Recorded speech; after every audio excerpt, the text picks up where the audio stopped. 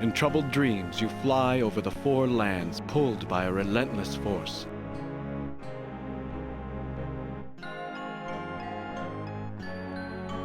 Ahead of you looms a dark, ancient ruin. You feel yourself being dragged into dark.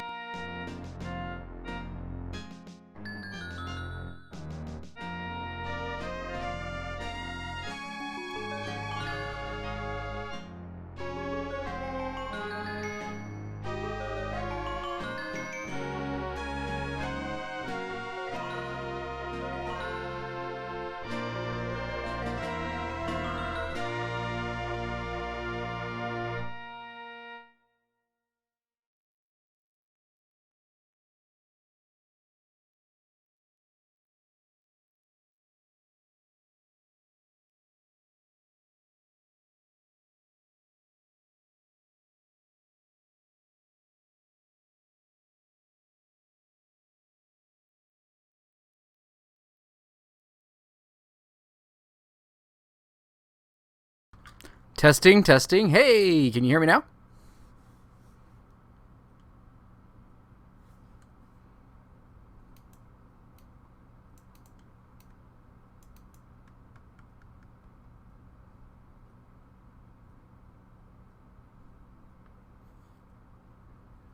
Okay, good. Apparently, OBS did the opposite of what it usually does. You know, usually it mutes my mic. It says it muted my mic, but it doesn't. Today it said it unmuted my mic, but it didn't. So anyway, Church of Flynn, Friday, April 19th, 2013, 6:35 p.m. Lots of singing. Going back to Shannara. Last time we left, we dealt with a battle of wits between the trolls and the elves so that we could get the troll Telsex, so that we could do some other stuff and kill some people. And now we're going to the dwarf place to see if we can get we have the black Erics, and we have the elf who can use the elf stones and the elf stones, which means we should be able to reforge the Sword of Shannara, which will let us defeat the Warlock King, and basically do everything that happened in the book! So, yes, we built this city. And we are headed, I don't know which way. I think we're headed this way. Yes, I don't want to climb through the mountains. Okay, stop trying to climb the mountains. Stop it. Stop it. That's very silly. Yes, I'm still not trying to climb the mountain. Hey, monsters. What's up? Oh, hey, we're gonna fight. Oh, yep, now we're really gonna fight. Combat time!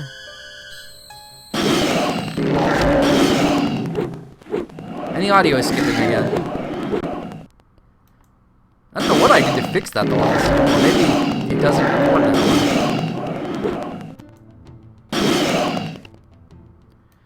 Alright, I killed that thing, whatever it was.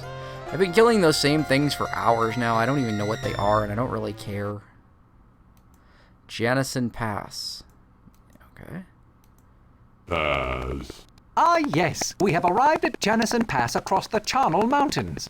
Once across, we will enter the Rab Plains, and... Whoops, whoops, shit! What did I do? What the fuck did I do? What did I do? The fuck did I just do? I hit a button. I think I hit the wrong button. Oh, okay. Control Alt F12 and Control F12 do two completely different things in DOSBox. Monsters. Oh no, more monsters. It's an ambush. We're surrounded. Yes, you are, in fact. Get the elf now.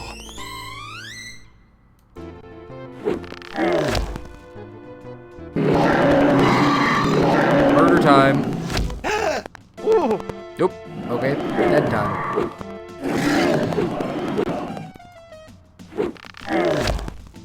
Damn you, girl. When I return, I will have reinforcements. You, however, have lost your elf permanently. Don't you hate it when you lose your life?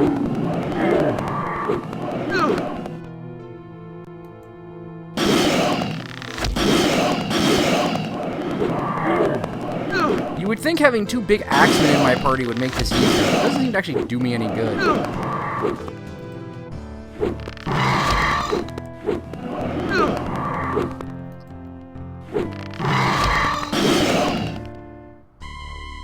Davio is unconscious, and the wound is definitely poisoned.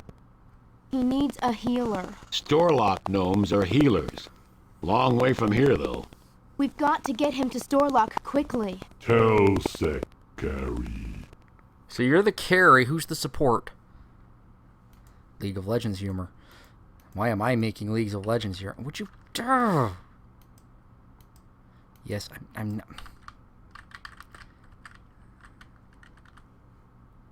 Party on, Wilderness! Party on, Plains! I made that joke last time, too, but nobody was here to hear it, so...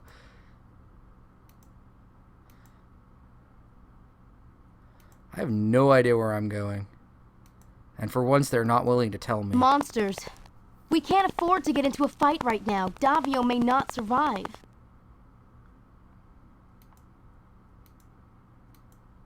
More monsters.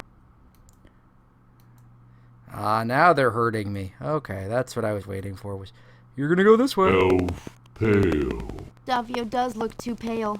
We've got to hurry. Do you think I'm just kind of wandering around? Is that what you think? Hate to tell you this, Jack, but I'm exhausted. Even Telsik looks tired. Need rest. You decide to rest for a while. Shella and Brundle clean Davio's wound and try to make the unconscious elf comfortable. Then you settle down for an uneasy rest. At some point, you start to doze, and your mind is filled with strange images. From the opening again, apparently. The armies of the elves and trolls are gathered on Strelaheim Plain, poised for battle.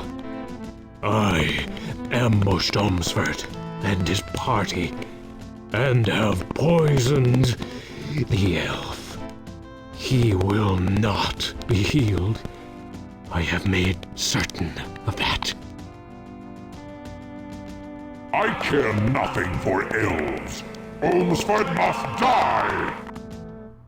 You will not fail me this time. I will send an army of monsters to make certain this mortal creature does not escape. Now go! Yes, my warlock lord. Yes, my Pookie! You awaken suddenly. Sorry to wake you, Jack, but we gotta go. Davio's getting weaker, and he's deathly cold. Then why did we stop? I mean, I hate to tell you this, but we probably shouldn't have stopped. But whatever, Wussy Von Pissy Pants, we stopped. Elf sick. He's very cold, and I can't stop the wound from bleeding. Jack, Davio may not make it. Where the fuck am I supposed to go?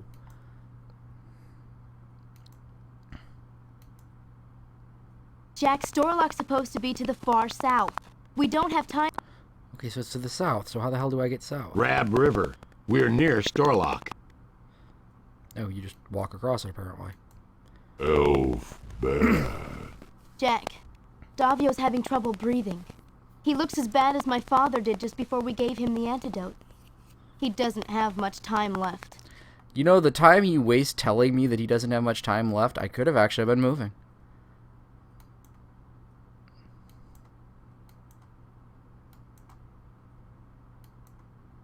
Getting near Storelock. I only hope we're not too late.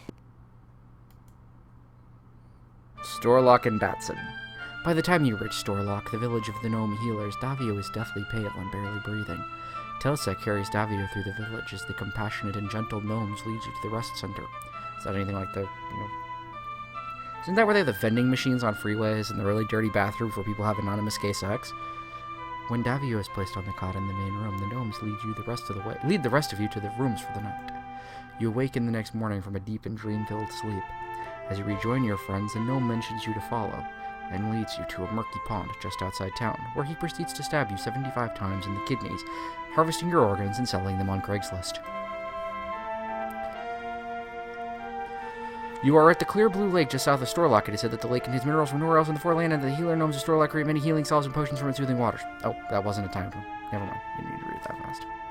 But something is wrong. The waters look green and oily, not blue and clear as you'd been led to expect. Have they been washing their goblin dicks in it or something?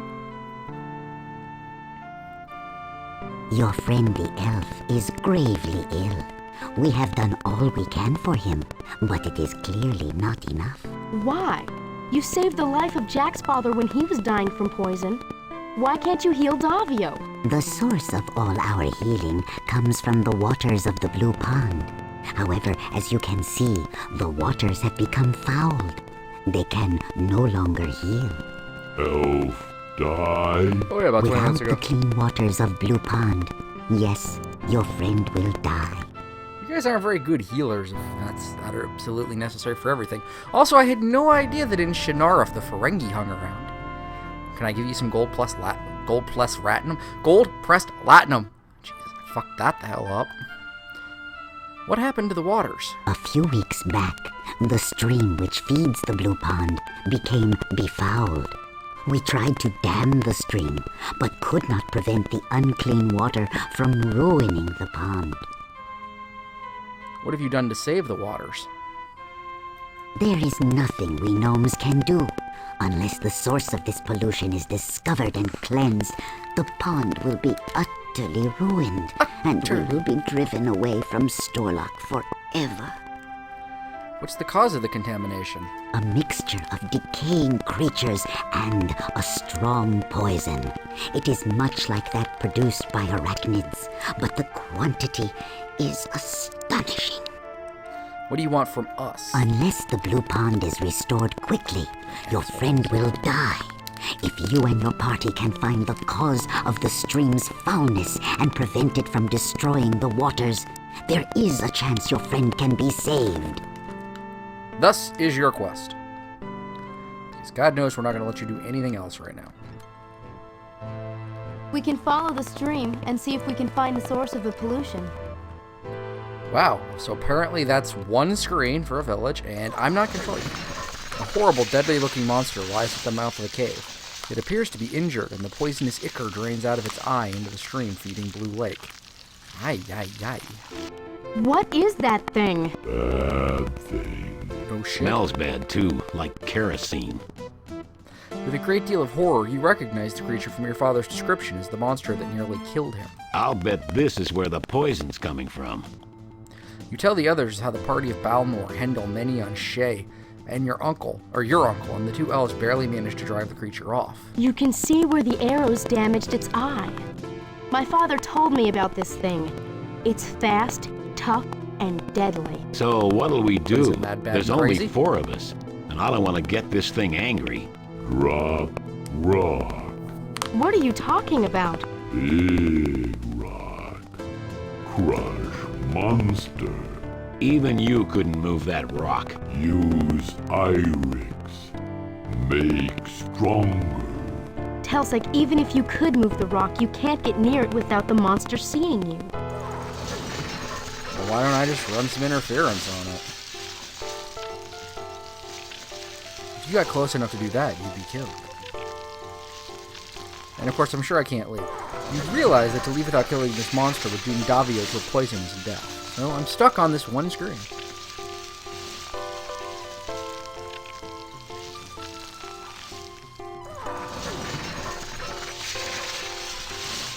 Okay, the lantern is already lit, so let's light the Blue River. The lantern would only get soaking wet. Well, that's good to know. The massive rock formation juts up out of the earth like an exposed rib of some sleeping giant. The huge boulder is perched on the cliffside directly over the monster's head. The spidery creature is half metal, half monster. Oily, dark ichor oozes from its bad eye and runs down into the stream. This is the source of the pollution that is befouling the healing waters of the Blue Pond.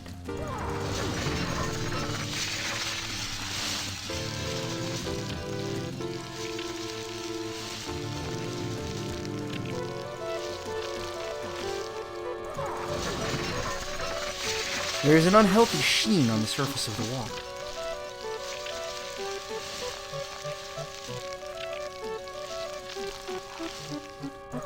Attack the monster's head with the sword. To get to the head, you would have to get past those fangs. Right now, that looks pretty impossible.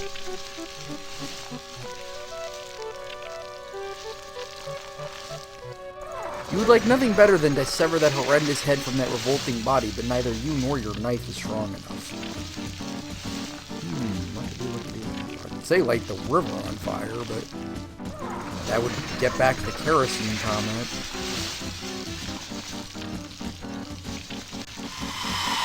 Really? That was a good idea.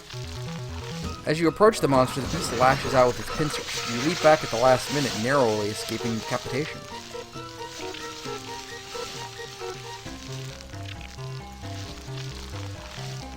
I guess that's not an option.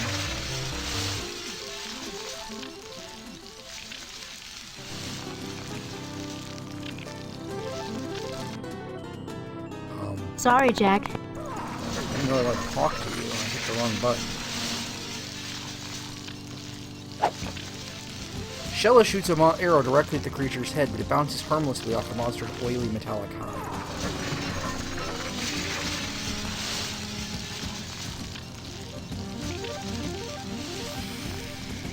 I want to kind of... I want to see if I can light it on fire.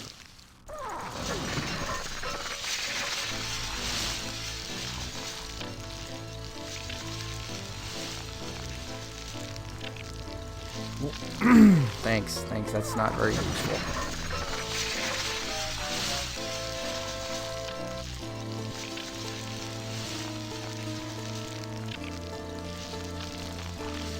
Yes. Oh, sneaking suspicion, I'm going all about this wrong again, as I always tend to do.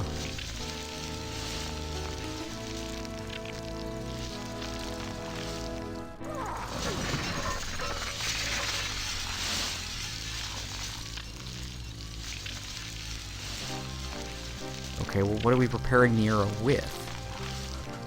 Some oil, maybe? We'll need to tie something to it first.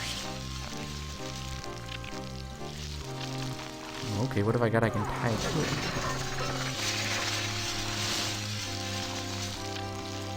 You try to break the pole over your knee, but all you get is a sore knee. The stout rod seems as if it's made out of iron. I'm not sure what you're up to, but here goes. Alright, put the kerchief on there, on the thing. Then soak the oil. Then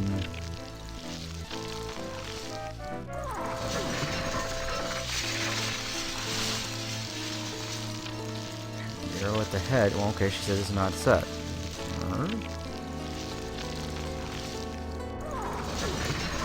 Light the arrow with the tinderbox. Okay, Jack. Light it up. One flaming arrow at your service. Well, okay, how about you shoot it real fast then before it burns up? Here goes.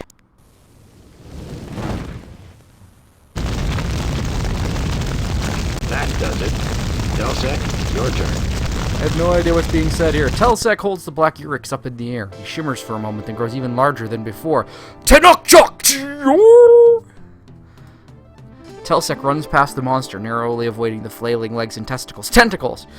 He climbs up the sheer bluff and strains against the rock. With a creak, the boulder comes loose and falls.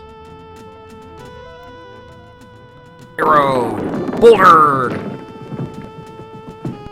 Then we can run past it and maybe a boulder dash. Got it. Now the odds are a little more even. Watch out! Those tentacles are poisonous.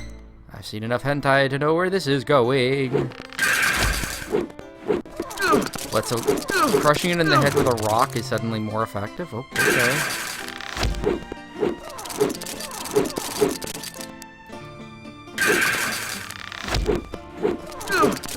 You mean the thing my weapons couldn't penetrate is the thing I now have to go fight? Okay.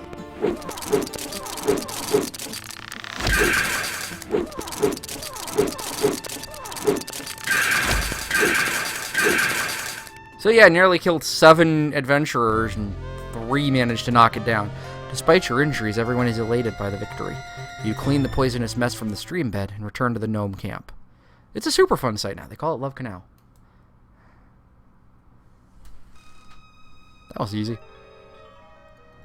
Your companion has survived, and we are using the waters of the Blue Pond to heal him. You have saved your friend and the gnomes of Storlock through your actions. We are most grateful. And that's all I get? I get gratitude?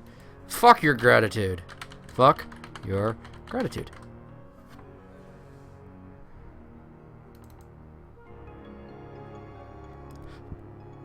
We need the aim of a gnome to restore the Sword of Shannara. I am sorry, but the gnomes of Storla cannot help you in this matter.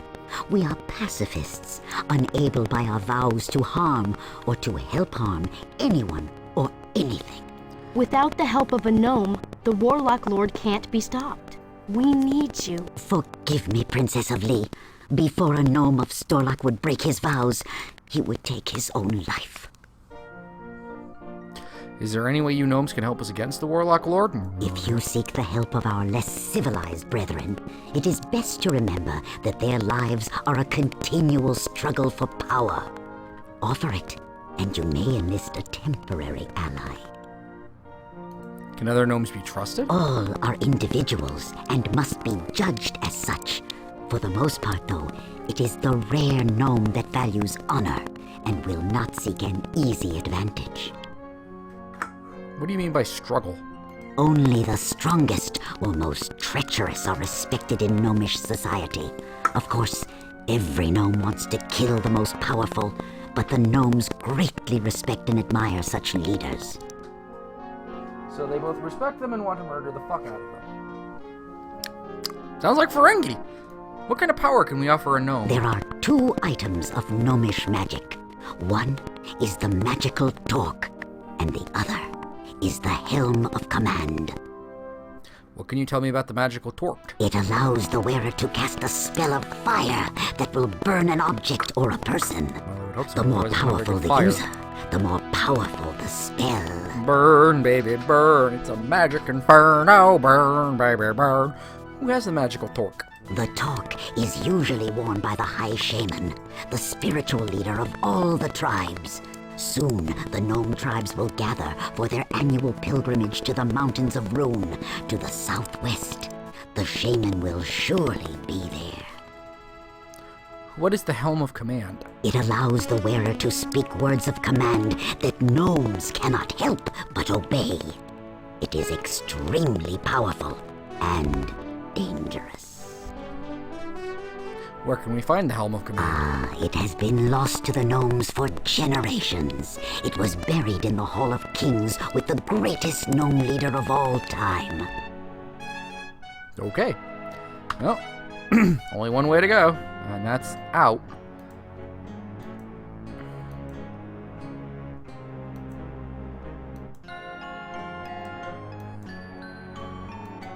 Adventure ho!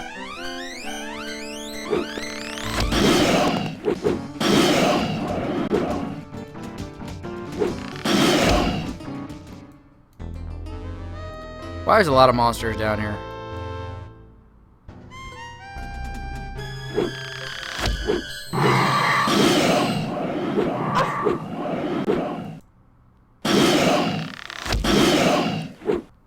It's a good thing she's got infinite arrows.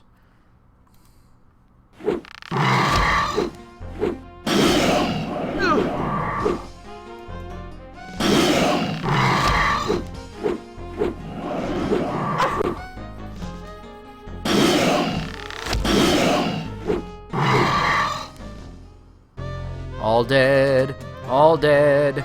Those monsters are all dead. I killed them with a blow to their fucking monster head. Oh, they're dead, so dead. You've been driven to the edge of the Silver River.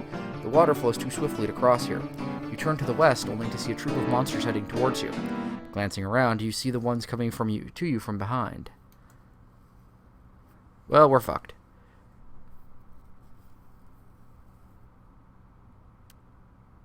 The fuck?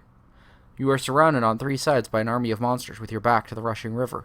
Suddenly the monsters stop and one of the creatures steps forward. I'm going to try something. Buckle up, guys. This may or may not work. I have come to destroy you, as I promised. I still live, servant of Brona, despite your attempt to poison me. I yet hold the elf stones. This time, we'll defeat you, Shifter. Do not think I will be so foolish as to face you alone. My army will crush you all. Hate to say this, Jack, but we are a bit outnumbered. Fight. We can't stand against all those monsters. I fear, Princess Shella, that we will indeed be defeated, though I, for one, will fight to the last. Good fight. Yes, Tilsik, it will be a good fight. I will be proud to die with such companions, even if one is a troll. Jack, no matter what happens, I'm glad to be here with you at my side. Attack! Kill them all! Oh, what the hell? Is it Al-Anon? Okay, 1 second. You guys can't see what I'm doing, but I'm flipping this. Ba-da-doop.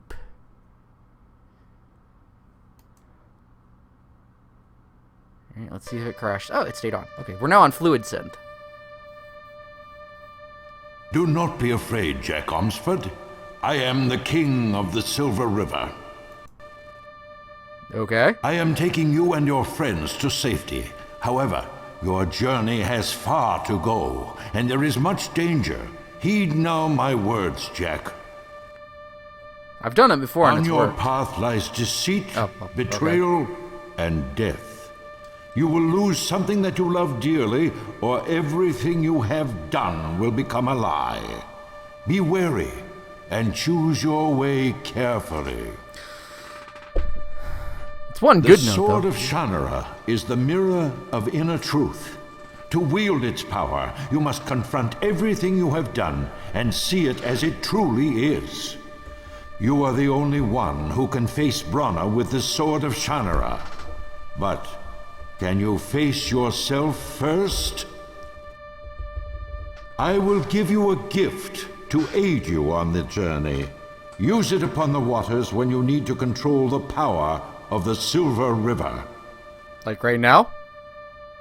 Farewell, Jack, and good luck. I don't need good luck. I need good weapons. Could you loan me an army or something? You're a fucking river. Don't you have anything? Oh, God.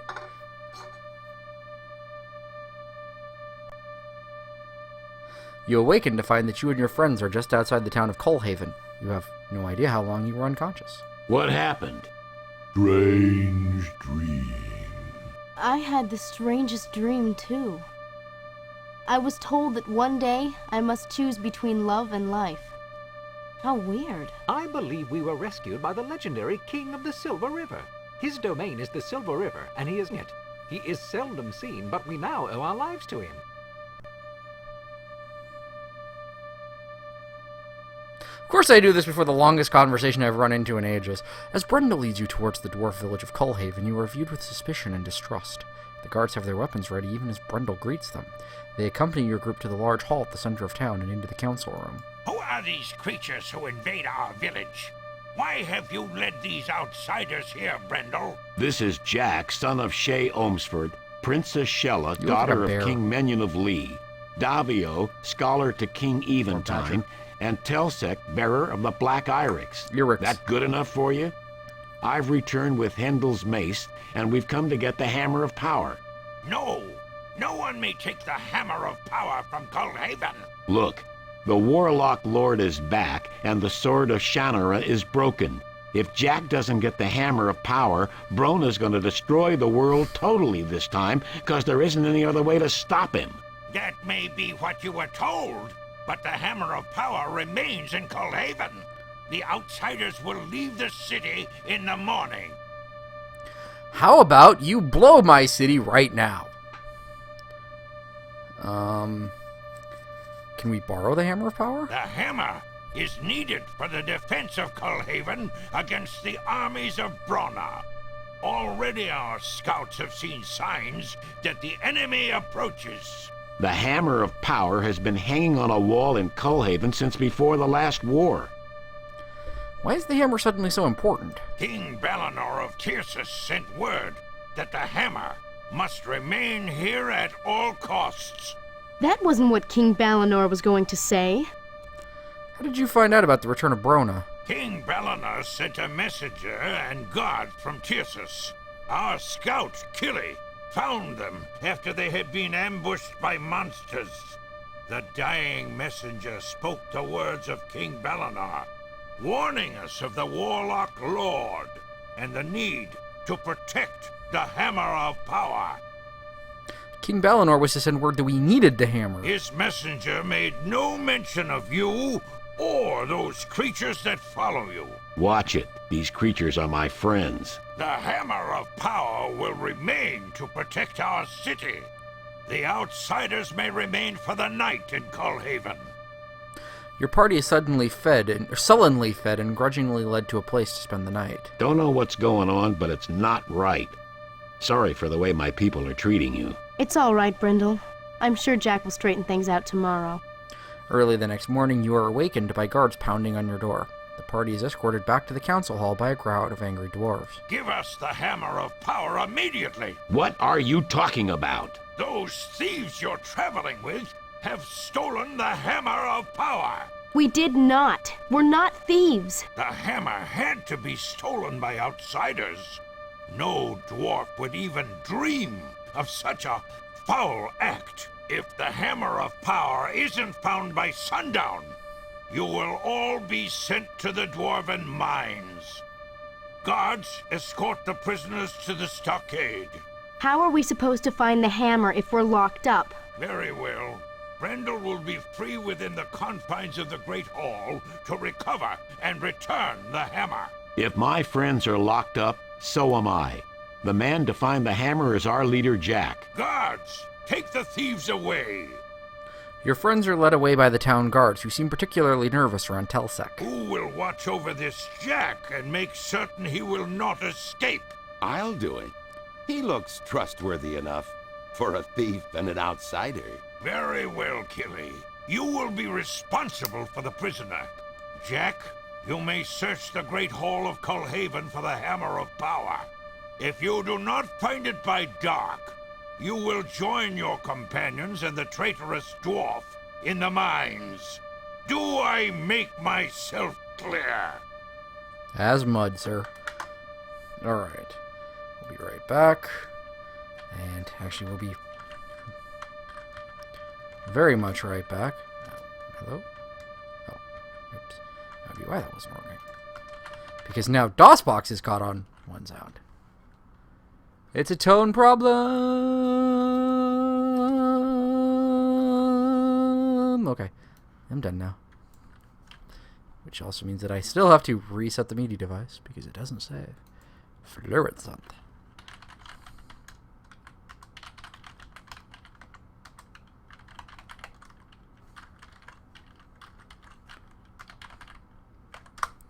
And we're back.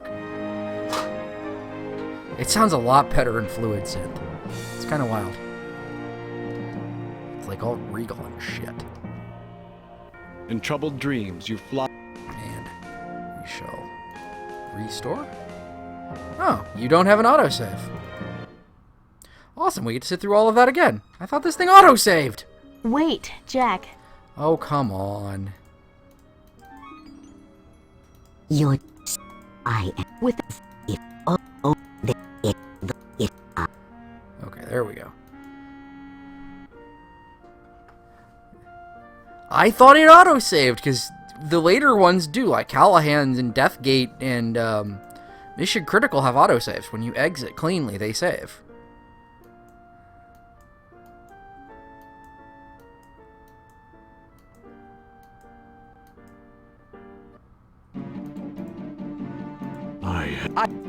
with Jack.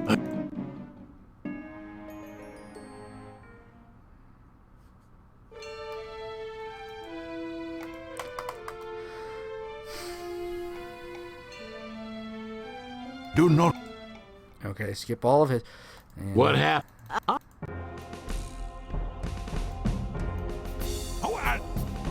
No. Look. We Okay. And we're back. Die!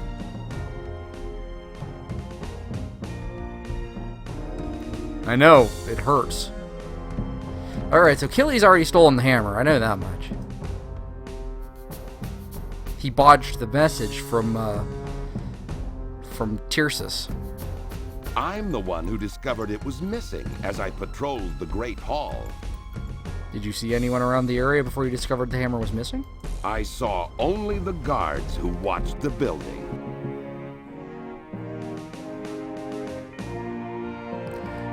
How many entrances are there to the Great Hall?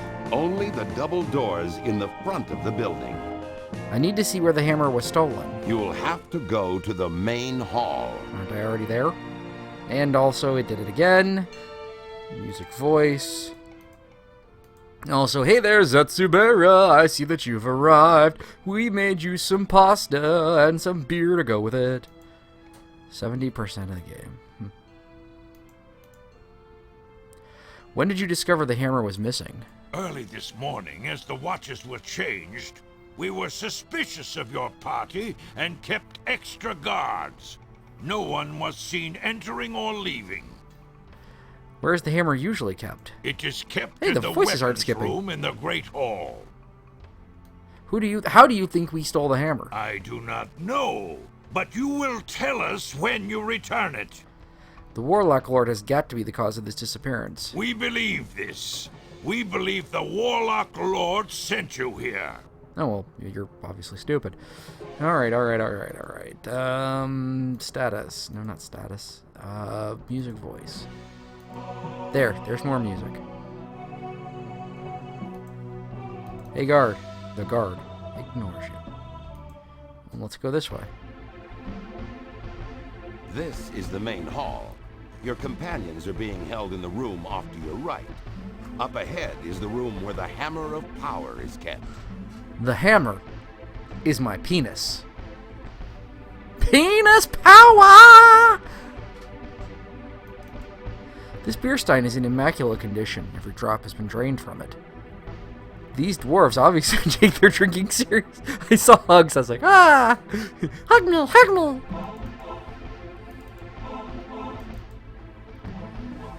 What do you know about the theft of the Hammer of Power? I know I'm guarding the ones that stole it. Were you on duty when the hammer was stolen? Don't know. What time did you steal it? Have there been any strangers around here recently? Besides you thieves? Nope. May I speak with my friends? No harm in it, I guess. Okay, what's this? Crossed axes, pikes, and shields are hung here. No, they're... Oh, okay, yes they are, I guess. These particular weapons are more for show than actual use. The dwarves each have their own weapons, which they tend to with the utmost care. You spot a few shards that look like pottery. However, there's no sign of the broken object that they came from. Let's take them. You bend and pick up a piece of the pottery. Then it occurs to you that the placement of the pottery might be a clue to the whereabouts of the Hammer of Power. You decide not to move them until the case is solved. You're not sure what manner of beast possessed such a formidable skull, but whatever it was, you're glad not to have been the one that fought it. What do you know about the theft of the Hammer of Power? Just that you people must be pretty clever to have stolen it from under the eyes of our guard. Thank you kindly, sir. Torture Flynn Day is probably next week after, somewhere in there, because I have finals coming up. It scares me. It's about 6 months after I wanted to do Torture Flynn Day, so I'm in the middle of shit. I'm Jack Ohmsford, and I swear to you that we're innocent. Ohmsford, you say? Perhaps you do tell the truth.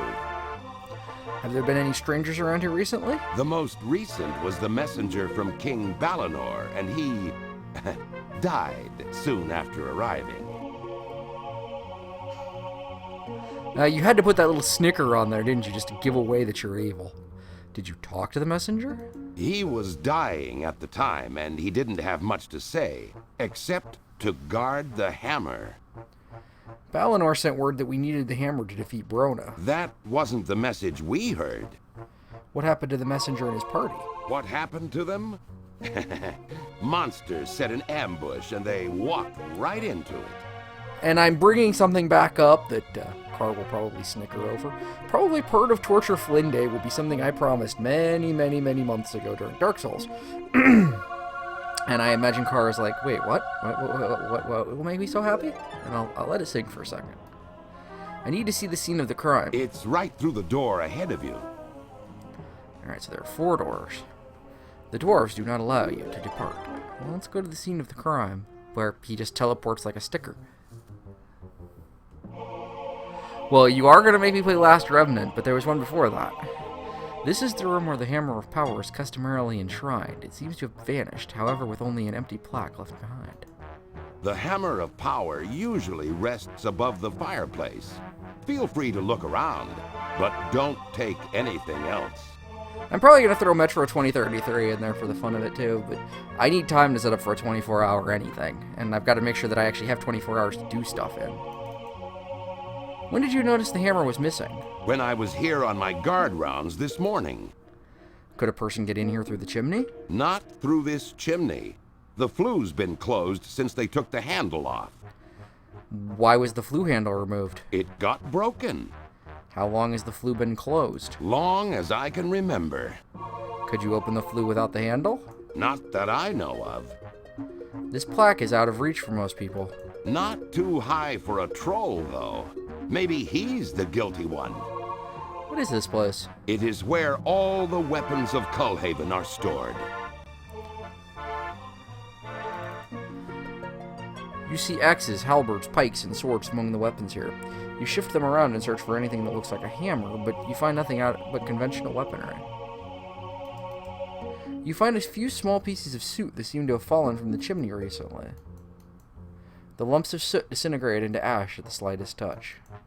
According to Killy, this is where the Hammer of Power is supposed to be enshrined. A sign along the bottom announces this fact. At the moment, the plaque is empty.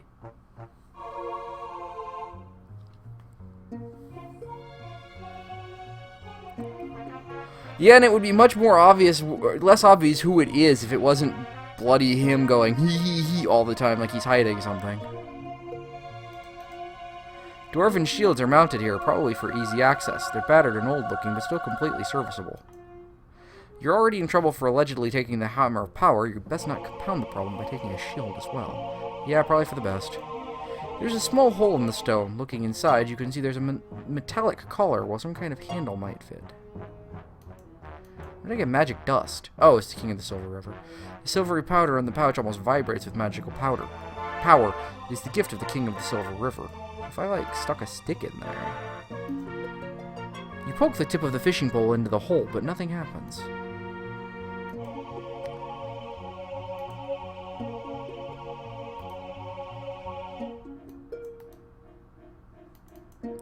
There are some scrapes on the floor where a fairly heavy object seems to have been dragged across it. A large ornate fireplace, it looks just the thing for these cold mountain winters. The loose ashes near the fireplace suggest that it has been used recently, but if it's been closed... It is where... How could they have used it recently? It's a very heavy, fairly comfortable looking chair. The chair is reasonably clean, except for a gray dust streak on the seat. Since the rest of the room is very neat, you surmise that the gray powder got there recently. You push the chair towards the fireplace. The tracks it make match exactly the tracks that were already there. As you move the chair back to its original spot, you deduce that someone short must have moved the chair and stood on it to steal the hammer. It is where... Alright, well that answers that question.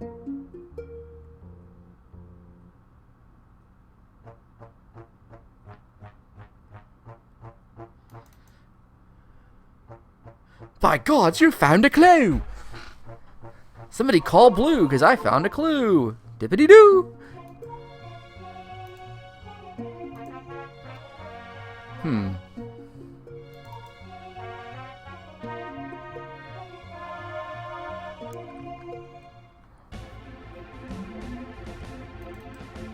The doors here are thick and oaken, with massive hinges and latches. They look as if they're centuries old and will last centuries more. Okay, let's talk through the door. This is the room where your party is being held captive. A dwarf guard watches suspiciously. Bars prevent your entrance into the room, although you can talk to your friends from here. A lone barrel sits by the wall. You ask Telsec to look inside the barrel for you. He tips it over and peers in. The barrel is empty. Telsec replaces the barrel with undisguised disappointment. I want to look at it. From this distance, it looks fine, except for the broken handle.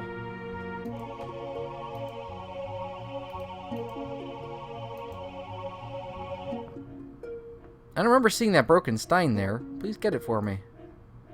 Shella takes the stein and hands it to you through the bars on the door. What's in it?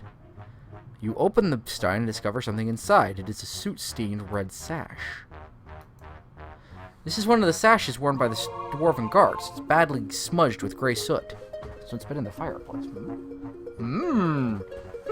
The plot goes sideways. Turns around. I've hit the kiss option before. You just kind of go, oh, ha, ha, hee, hee, I'm not going to really kiss you. No, I can't do it anyway, so... I'll go take another look. You know around. where to find me if you need me. Yeah, you're right there. One of the dwarves must have stolen the hammer. No dwarf would steal the hammer, Jack. No dwarf would ever serve Brona. Hey, Davio. Have you found anything out of place in your search? I'll keep looking. Hey, Telsek. Telsek. Okay, Telsek's just gonna stand there. Alright, you just stand there, big guy.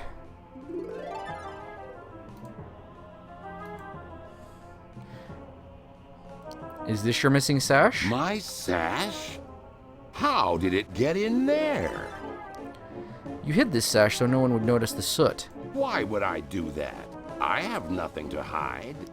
You hid the hammer of power and blamed us for the theft. You think so? I guess that means I'll just have to kill you. You realize I have no evidence to support this claim? After I kill you, I'll have to return to Brona for new orders. I have no evidence to support this claim whatsoever, so if you just kept your goddamn mouth shut, you'd have been fine, and I'd have gone to jail and died. Good work! You suck. Well, except for the part where I'm probably going to get killed doing this.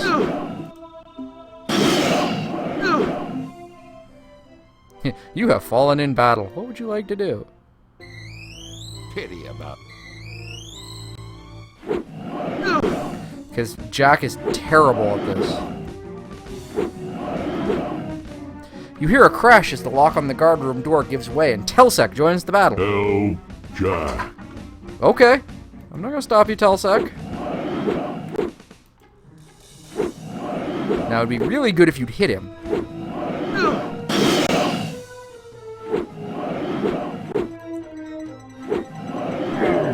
Hit him.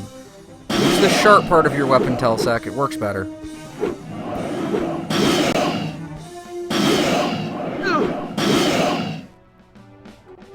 I win. Forgive us for treating you with suspicion. I still don't understand what happened here. Killy stole the hammer of power knowing you would blame us. It was our mistake to accept Killy as one of our own kind. Apparently, Killy was an agent of the Warlock Lord. Brona used magic to make him appear as a dwarf. Killy must have stolen the hammer as he was walking his rounds as a guard. When he came running out of the room shouting that the hammer of power was missing, who would have suspected that he was the thief?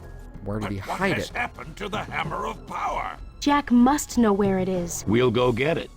I have no idea. What the fuck are you talking about? I know where it is.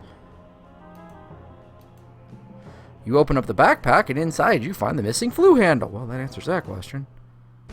You hid it in the stupidest place possible. You put the handle in the hole. It fits perfectly! Okay, push the handle. And thud. You open the flue, there is a loud clang as the hammer of power falls from its hiding place in the chimney. Yes, you did it. Great. How did you ever figure this out? The fact that both the flue handle and the hammer of power were missing could have been a coincidence, but when you add the stein missing from the Great Hall, it becomes suspicious. So what really happened? Obviously, when Brona's man stole the hammer, he was in a hurry. He hid the hammer up the chimney and stole the flue handle shoved so it up his couldn't chimney. be found right away. At some point, he realized his hands were covered with soot, so he wiped them on his sash. Now his sash was sooty, so he had to conceal it as well. He picked up a stein in which to hide the sash, then dropped it. I postulate that another guard was approaching, so he stashed the stein in the stockade. Then he sounded the alert that the hammer was missing. The dwarves naturally blamed us. Let's go prove our innocence once and for all. Here's the hammer of power. I'm Now not do you doing believe anything us? for most of this game, so, you know. I'm sorry I ever doubted you, Brendel, or your companions. Now can we take the hammer and give back to destroying Brona? I fear it is too late, Brendel. Brana's armies are camped north of the Silver River. They are building a bridge, and will be in Cullhaven in a matter of hours. One of our guards will guide you to where you can see the situation for yourselves. Cullhaven will soon be at war. Might I suggest you burn the bridge down, maybe? Kinda, sorta? They're almost across. So They're much not. for Cullhaven. Monsters make terrible engineers, really. It would not take much force to collapse that bridge. How are they making this bridge? It is composed of floating sections lashed together and moored by anchors. The construction is shoddy. It won't last more than a month. Thank More you, than enough engineer. time to get the army across. So what's the best way to collapse the bridge? It is composed of... More than...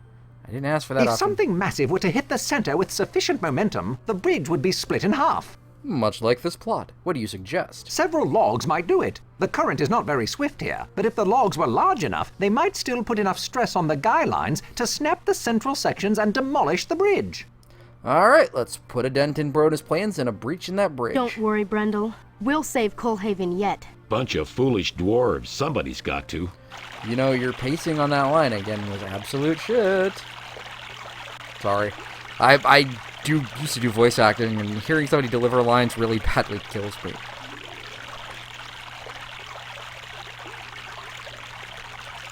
Also, that's a really nice creek river you've got there.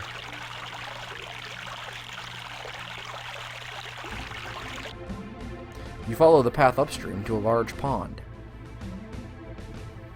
Will this place do? This will do very well indeed. We can stack some logs behind the beaver dam. Damn! Then release them all at once.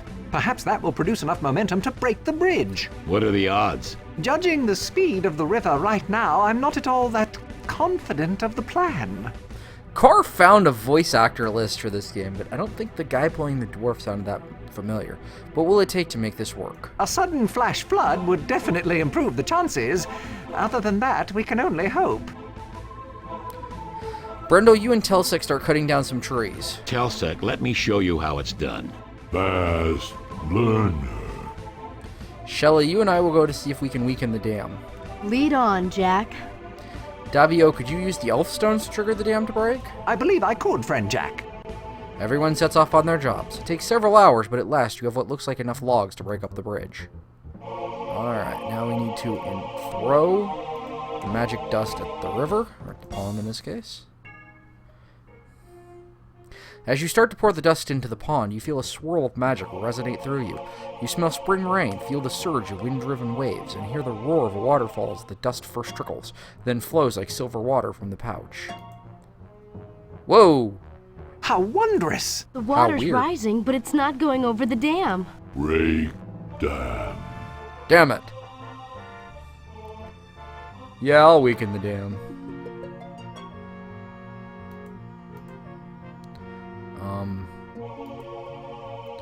Just hit it with your sword. You, Brendel, and Telsek set to work chopping the dam. After a while, you pause and realize that you will never finish the task in time. You already said you can use the life stones. Oh, yes, sorry, I was distracted by your magic. Let me see if I can release the power of your waters. Whee! Absolutely terrible set of Foley effects. And no animation at all. That's it. The logs are on their way. Let's see what happens. Couldn't we just have flooded the river downstream and, you know, made the bridge break up? As the logs rushed down the stream, you got cut cross-country and, well, I fucked that up. Flicker logs! I'm playing Frogger! We did it. Perfect timing, too. Most of the army was on the bridge at the time. Dwarves down there are in trouble, though. Too many monsters on this side. It is worse than that, friend Brendel. The main mooring lines across the river are still intact. They can quickly repair the damage now that they've secured both ends. Break lines. Someone's got to go cut those lines. I'll do it. It's my city. You can't do it alone. There's too many monsters down there. What's the best place to break those lines? We need to reach the section on this side of the river and cut the lines to the other section. Once they're cut, the bridge cannot be repaired, only replaced. But they said they can do it in, like, hours, so what are we accomplishing? We'll go take on the monsters. Good fight. Let's go finish what we started here. Dangerous, but we can handle it. We can handle anything. Can't we, Jack? You can't handle my sword, baby. You lead your party into the center of the fray, working your way forward towards the remaining section of the bridge. I mean, he's got like a green glowy sword. Why do I not have the fifth guy?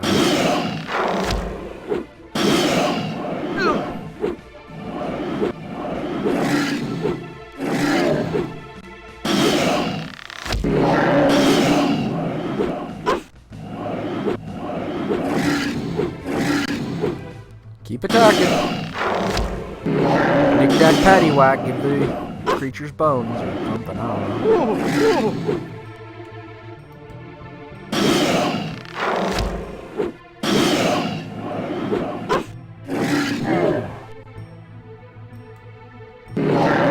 Oh, alright.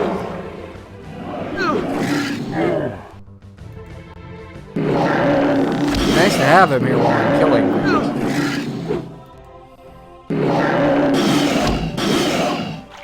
Alright, well, they're all dead. Just as the fight on the bridge ends, Brendel cuts the guy ropes and the section your party is standing on breaks away. Oh god, Brendel, you moron! Wow, this certainly is a wild river ride. Wonder where we will end up. Bottom of the river, more than likely. I was about to say, bitch, this isn't fucking Disneyland. Don't fucking talk like we're on Mr. Toad's Wild River Ride. Bad. Ropes are starting to go. Don't know how much longer they'll last. Monsters are not noted for their construction values. We are very lucky we've come as far as we did. We could swim for it. Can't swim. I fear that I cannot swim either. Great. Well, Jack and I could swim holding the two of you. What about you, Telsic? You can swim, can't you? No. Swim. Well, so much for that idea. Let's hope this raft bridge comes near the shore before it falls apart. It comes to the shore before it falls apart. Party on, Silver River. I'm not controlling anything. I haven't controlled much of anything. The raft is going. You yell at your friends to hang on to the biggest log of the raft, which is with a sudden jolt, the raft collapses and you are all thrown into the raging waters. The icy river shocks you as you plunge deeply into the swirling waters. Fighting your way back to the surface, you gasp desperately for air as you are pulled back under the white water. Again, you struggle to the top of the water. You try to shout for your companions, but your voice is drowned out by the roaring of the waters. Okay, that's water 4 different times in 4 sentences. You guys really need to find a new word. You swim wildly against the current and at last pull yourself upon the shore. Exhausted, you collapse into a restive sleep haunted by dark, disturbing dreams. Monsters wander by the shore, see you laying there sleeping like an idiot, and cut your throat. Game over. Master, I'm sorry, but Brooks. the King of the Silver River... Terry Brooks. Silence! You have tried force, and Olmsford escaped you. Now you must use deceit and subtlety.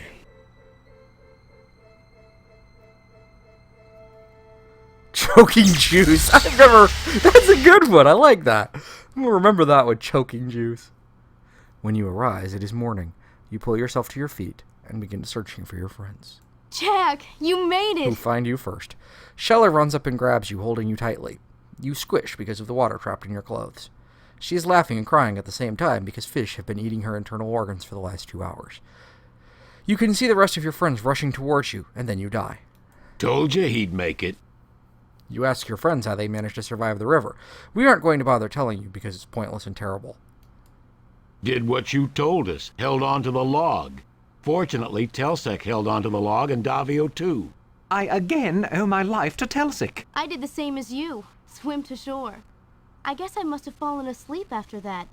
I awoke to the sound of Telsic shouting for us. Fortunately, our log came to some shallow water, and Telsic pushed us to shore. Well, we're all together again. After what we've been through, the gnomes should be no problem at all. North from here, then to the Dragon's Teeth Mountains. They gather there this time of year. It occurs to me the more I play this game violates one of the most simple rules of an entertainment presentation. And that is, show, don't tell. They tell me about all these things that happen. The raft broke up. They saved themselves. There was a fight here. All of these things. And they keep doing it. Now, here's the problem as I see it. I don't even think it's art budget. I don't think it's got anything to do with art budget. In this case, I think it's because they're still writing text fiction. They're still writing in the same way that they wrote their early games, which had the text parsers and far, far fewer graphics. They're still writing with a text narrative floating on the screen like they did in Spellcasting 101, 201, 301, or Eric the Unready. Only they don't have those, and we don't expect those in a point-and-click adventure. We expect to actually get things. I mean, I had more graphical interactivity from the fucking engine in Chains of Satin Nav than I do in this game. And that startles me to no end. It's sad, because I really do appreciate what I'm seeing, and I like the game and all of that. It's just, it's so positively... Going too far west. Mountains are to the north. Hurting and simplistic and just...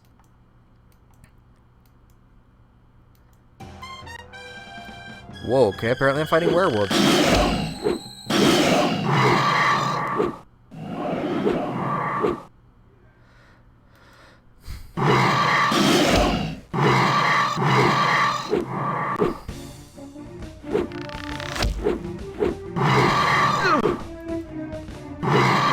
I mean, one reviewer pointed out that this dropped the auto map that you had in the first two games, that you had in Deathgate and Xanth.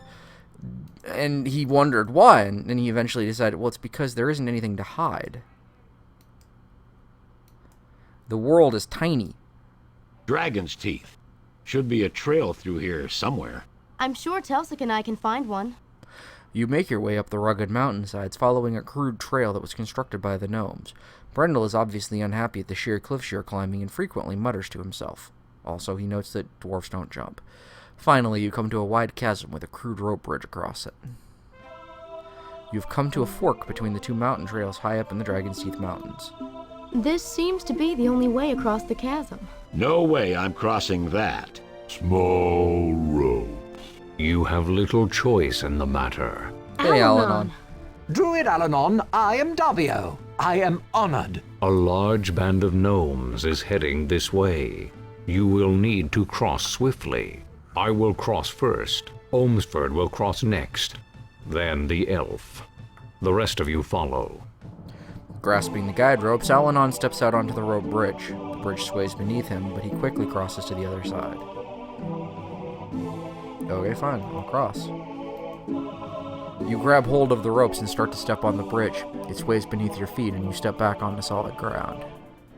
Friend Jack, I did not realize how much that bridge sways. I don't know if I can cross it safely. Tie the rope around your waist and let Telsic secure the end. Then if I fall, I will be safe. An excellent suggestion. I will do it. That's the elf. Davio is the elf. Alright, let's try this again. Cross. Your turn, Davio. Take it easy and you should have no problem. Believe me, Princess Shella, I'll be as careful as I possibly can. Alright. You were just not careful enough. Elf, now fall to your death. Wait, what? Davio! I can't hold on! No! It's a good thing you have a rope The on rope held. He's okay. Jack Olmsford, it is your turn to die. No! Well, I can't do anything, so... Oh, hey. I will eat your soul. I'll swallow your soul! I'll swallow your soul! No! Die, shifter! Wow, Davio, you're kinda awesome. Oh, testicles. Jack, come quickly. I think Shella's dying. You dash across the half-broken bridge without even thinking about it. He is a historian and researcher who finds out that he is one of the few living elves who can manipulate the elf stones, which is what he just used to cast the laser green ray. So he comes along. He's an old guy and he's pretty useless, but he has a really nice sword too. What's up, Stella? Shella? Jack, what happened? Are you alright? Yeah. Davio destroyed the shifter. Is it night? Why can't I see you? Don't worry, Shella. You'll be okay. No. Jack, somehow, I don't think so. Are you holding me? I can't feel you. I can't feel anything except the cold. Jack, Princess Shella is... She is seriously injured. I do not think that she... Do you want me to use the elf stones to heal her? Davio, you used them already. If you use them again, you'll destroy them. And you'll But the die. princess is dying. Gnomes come. Tell Sek and I will hold them off. Take care of her, Jack. Am I dying? Is that what's wrong? Jack, you can't let me die. Brona will get me. Please don't let Brona get me. I can use the elf stones, but our mission will be over. Jack, you've got to use the ritual of release. Kill me, so I won't come back from the dead. Okay, that's fine. I'll do that.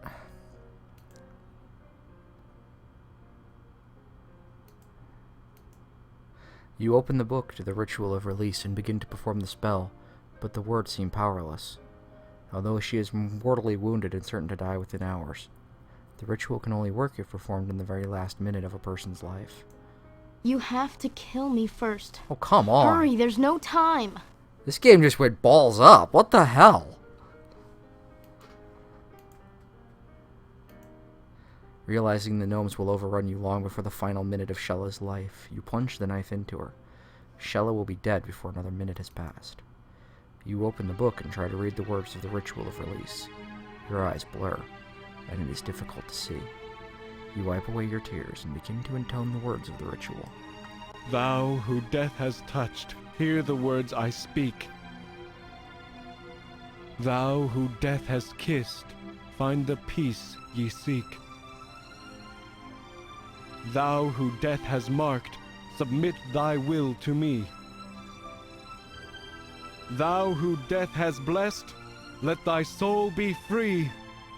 There is a shudder throughout Shella's body, and then she is still, her soul flown into the final death. With a final gasp, Shella dies in your arms. You are still holding her lifeless body when the gnome army reaches you. Shella? Shella? Shella! Sorry. I also wanted to do, what am I fighting for? Okay, there we go. That was fun. Remember that time you stabbed your girlfriend? Pepperidge Farm remembers. Behind you on the cliffside, one torn, bloody hand reaches up from the abyss. Then another. The gnomes have reached us! Defend yourself, Jack! You are quickly surrounded and seized by numerous gnomes. Suddenly, you feel a sharp blow to the side of your head, and things go black. Bonk. Hours later, you slowly regain consciousness. Prisoners are in pit, great shaman. This one we take to Warlock, Lord Gika. Get much power. Others we kill. What of Shapeshifter? He say we give all to him. Brona's slave cannot order gnomes. Gnomes get prisoner. Gnomes give prisoner to Warlock, Lord. We get much power. Shapeshifter not here. Shapeshifter get nothing. You are very wise, great shaman. That's why I'm the shaman. I am greatest shaman of all gnomes. I have great magic. With talk I destroy all enemies. Not fear Shapeshifter. Maybe kill Shapeshifter with talk. Maybe kill Gika someday. You not be good. Powerful, nice, great, master. Gika be very good. We go. Get ready for big sacrifice of prisoners at dawn. You can't see a thing in here. Maybe it has something to do with the blindfold over your eyes. You take it off, but your hand and feet seem to be securely bound at the moment. Touch the glove. The soft leather feels good against your hands. The heel of your right boot seems to be loose.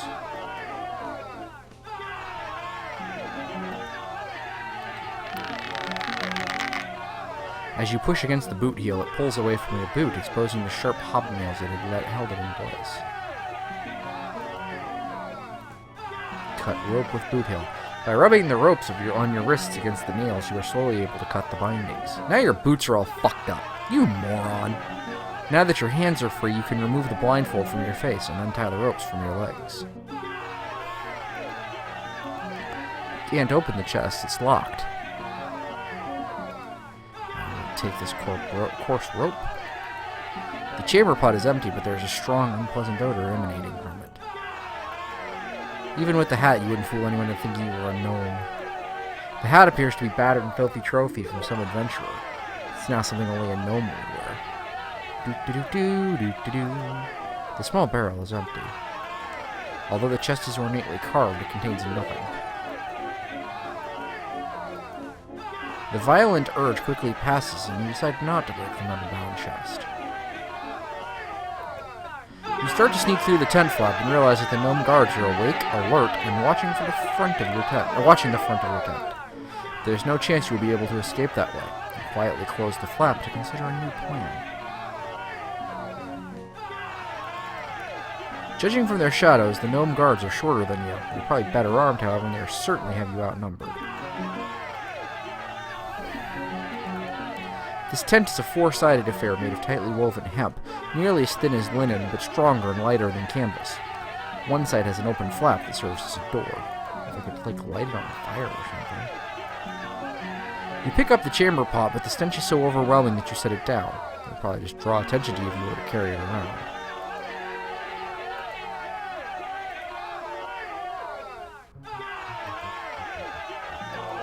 Slowly, so as not to attract attention, you slit the side of the tent. This gives you a second exit, perhaps a safer one, perhaps not. Probably not. You probably can't escape like a coward. You are somewhere inside the gnome camp. To on your right is the tent from which you just escaped. To the left, another tent. This one with a light flickering inside. Directly in front of you is a heavy-looking metal hatch. Heavy metal!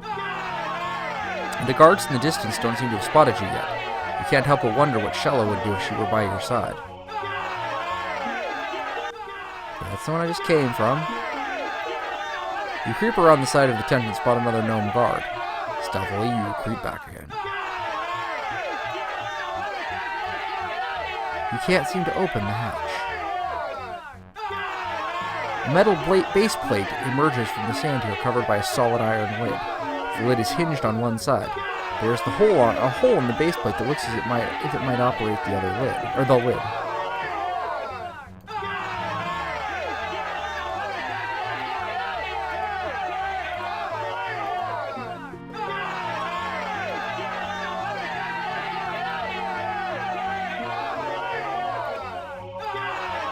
As silently as possible, you run the boot heel down the side of the tent. A few seconds later, you've created a hole that is large enough for you to slip through. You almost stumble as you approach the tent, so you pause and replace the heel on your boot before proceeding further. As your eyes slowly adjust to the poorly lit tent, you see a figure lying on a cot in front of you. A dagger lies on a small table, and other paraphernalia is scattered around the rest of the tent.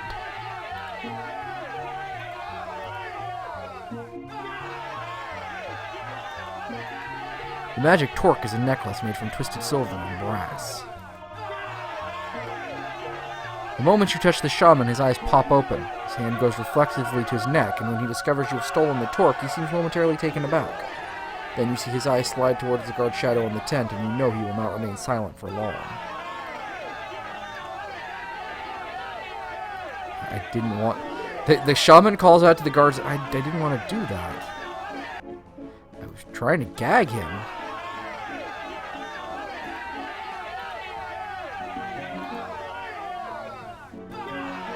Moving more quickly than you thought possible, you tie the blindfold around the shaman's mouth, gagging him before he can call out to his guards. Although he cannot speak, the look in his eyes is one of pure hatred. You take the ritual dagger. You consider trying to stab the guard through the tent wall, but you know there's an entire army of gnomes out there, and you decide to proceed with stealth rather than with force. You deftly wrap the rope around the shaman and knot it several times in back, pinning his arms to his body and immobilizing him for the knots. Attached to the back of his tunic is a key ring, which you decide to take with you.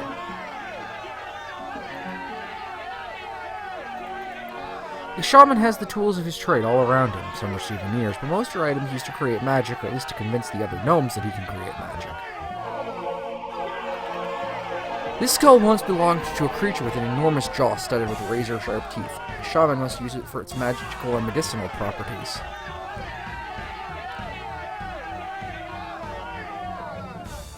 Alright, well, we've got the torque. So let's unlock the hatch. None of the keys on the ring fits in the hole. Ah, but I bet it fits these. You unlock a metal-bound chest. Within the chest, you find all of Brendel, Davio's, and Telsec's equipment. Between the axes, swords, and other metalwork, the chest is too heavy for you to lift by yourself. You leave the equipment in the chest until you can find a way to transport it. Inside the chest, you find all of the equipment you were carrying when the gnomes caught up with you. Thinking of the battle reminds you again of Shella. Before the sense of loss overwhelms you, you struggle to regain your purpose and concentration for the task ahead.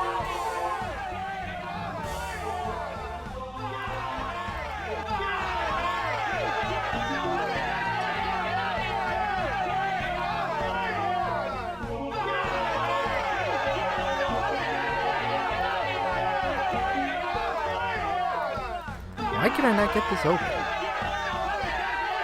There's a hole in the base plate. Dope. It's too dark to see down inside the hole, but you explore its contours with your finger. The hole is square and narrow, and part of it seems to shift slightly when you wiggle your finger.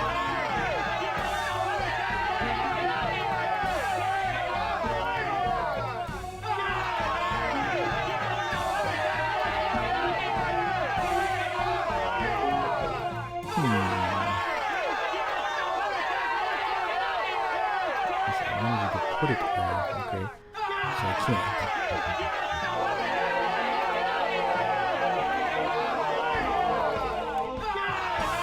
Square and narrow, huh?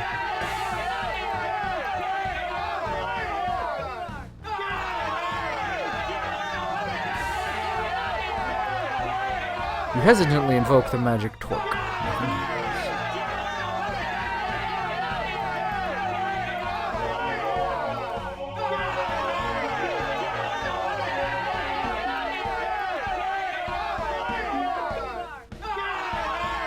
Man, they just keep going through that same routine over and over again. Give torque, human, or I call guards.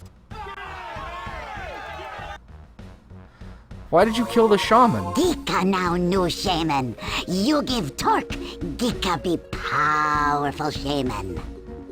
I'll give you the torque if you help me first. Give torque first, then Gika help. We need your help to stop Verona from destroying everything. Gika not stupid.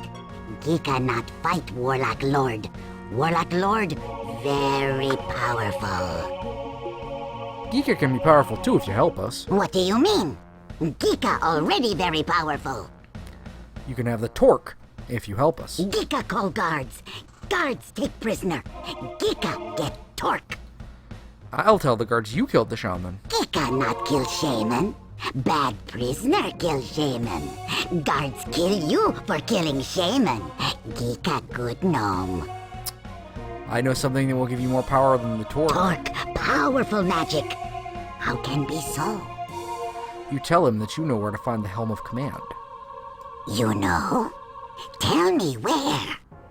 You tell Gika that the Helm of Command is in the Hall of Kings, and you and your friends are going there. Take me with you. Gika find Helm of Command. You tell Gika that you will agree to take him to the Hall of Kings if he will help you and your friends escape. You give Gika torque. Gika give you way to open pit. Why do you want to be so powerful? No one tell Gika what to do. Gika tell others what to do. What are you talking about? Got turn handle for pit. Give me torque. I'll give you the torque after the friends and I escape. Gika keep turn handle for pit. Must take Gika with you. Okay, fine.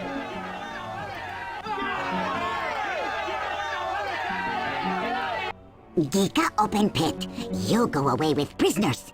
Then you give torque to Gika. Is deal? You agree to his terms. Soon Gika be very powerful. You already smell something powerful. You really should get your companion's equipment to them before you go down there. I'd love to.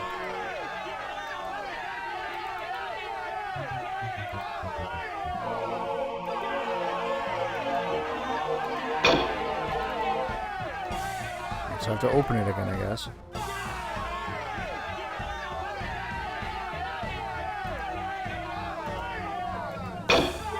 First you close the strongbox. Geeka grinds his teeth in frustration at all the work you're giving him. He begrudgingly takes one end of the chest, you take the other, and the two of you make your way out of the tent. You drop the chest by the metal hatch. Okay.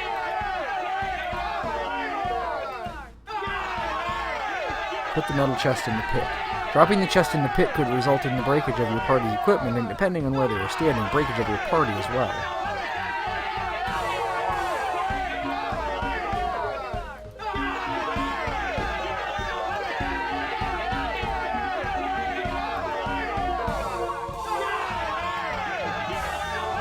Okay, Geeka won't do anything with it.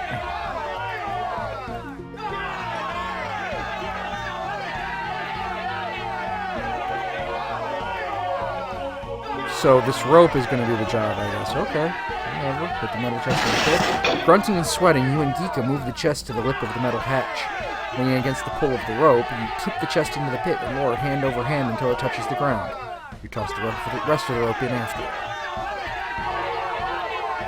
As soon as your head disappears into the pit, Geeka gleefully calls out to the gnome guards. By the time you reach your friends, the guards are showering you with firebrands. Look out!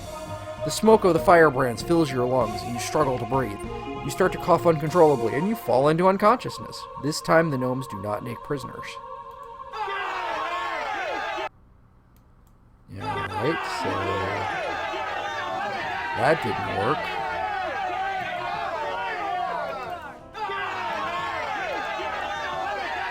Okay, so that doesn't work right.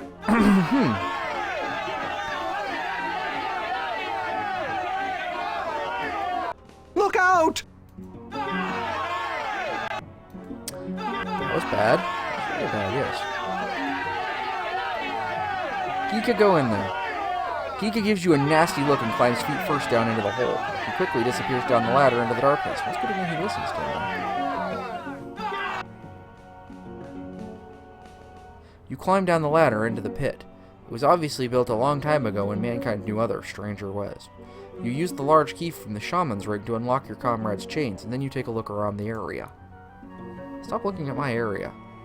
You open the chest, and your friends quickly reclaim their gear. Friend Jack, it is good to see you again. We were afraid that you too were lost to us. Is the gnome joining us? Geeka go with prisoners. Geeka get torque. So how do we escape here? Guards come soon. Must go now.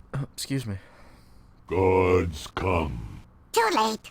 Guards come. Kill prisoners. Geeka get torque. We need to close the hatch.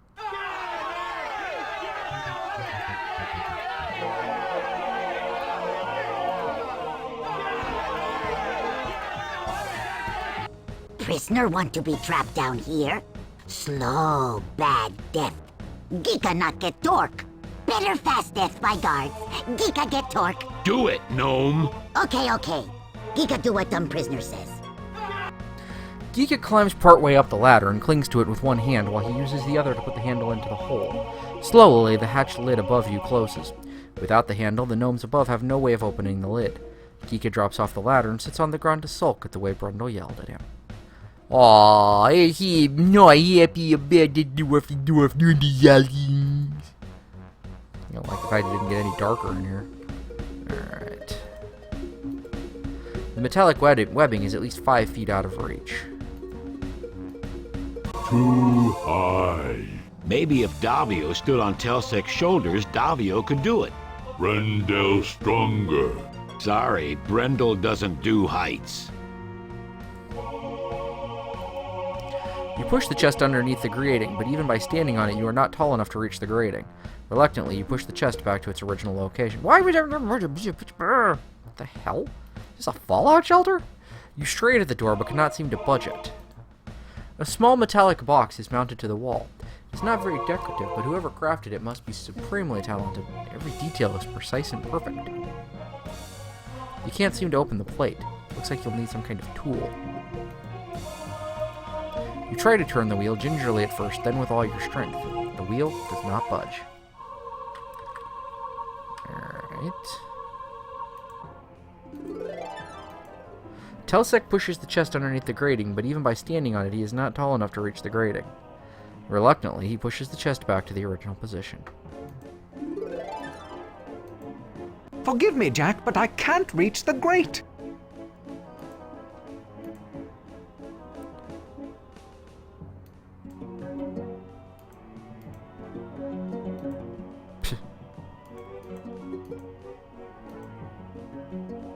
Well, that's obviously not the right answer.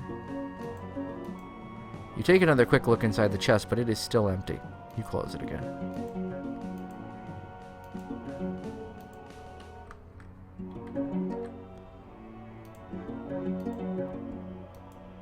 Telsec tries to turn the wheel, but the wheel does not budge.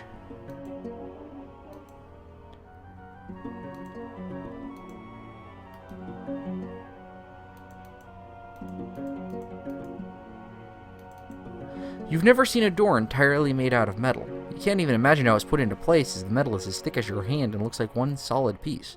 A curious design is painted on the door.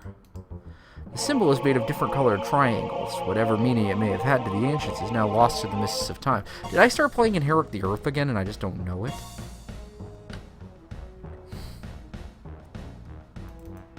Need to find another way out. Yeah, that's deep and meaningful, thanks. The guards cannot get us, but neither can we get away. Leader Jack, what are we going to do? Find door. Now we trapped. Gika not get torque. Yes, thank you.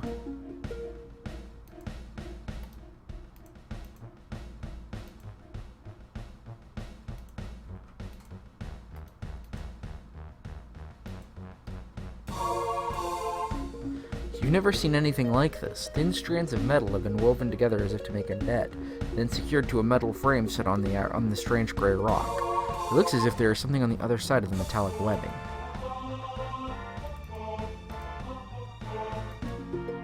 The grate is beyond the reach of the knife.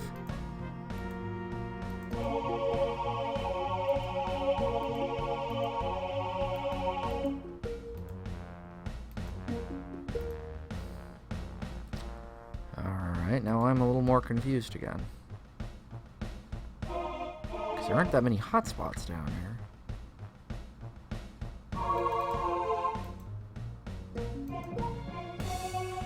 Okay, the rungs won't come off.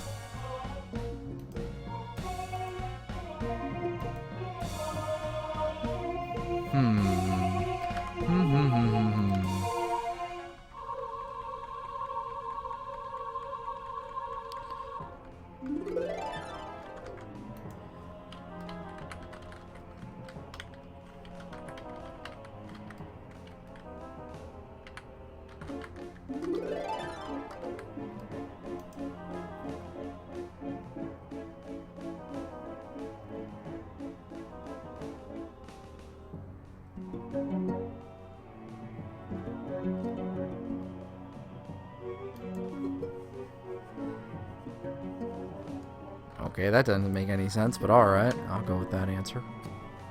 And hello to everybody who is here. I hope you're all having a good Friday night. Wasting it with me.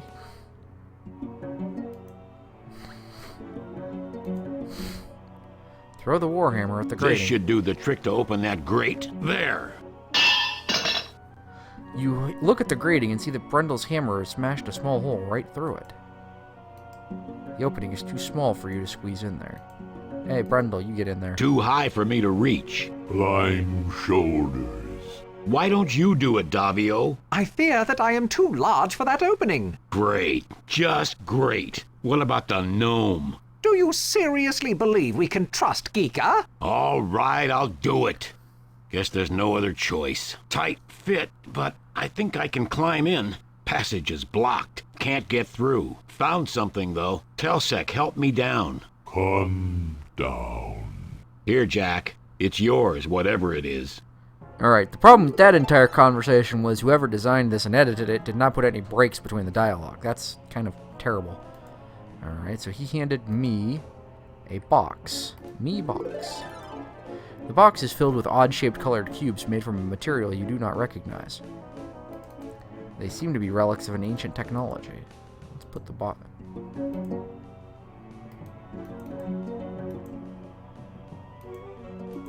You give the box. It certainly appears as if something were missing from this device. Wasn't made by dwarf. Giga want talk.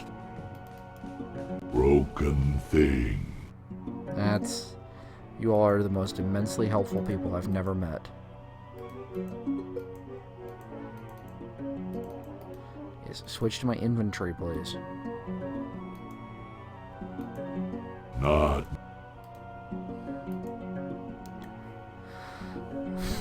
What's missing, though?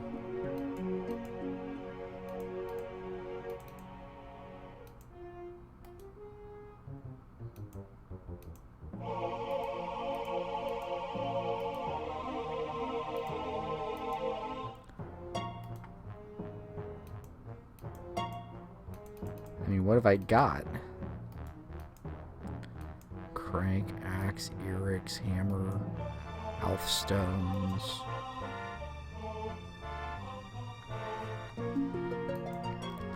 I mean, I don't even know what that is.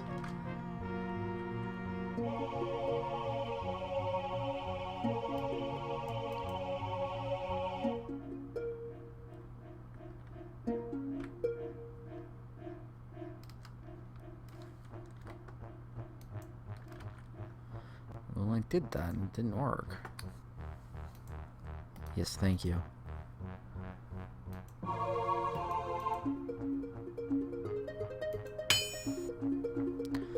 You take an odd-shaped piece of metal from the box and use it to open the metal plate. Inside, you see some thin panels with colored cubes mounted on them. After pondering a few moments, you pull out the blackened cubes from the thin panels and replace them with fresh cubes of the same color from the box that Brendel found. When the last piece is in place, the panel starts to hum and the metal door cover snaps shut, just missing your fingers. The wheel turns with a... Thanks for clearing that dialogue. The wheel turns freely, but nothing more happens.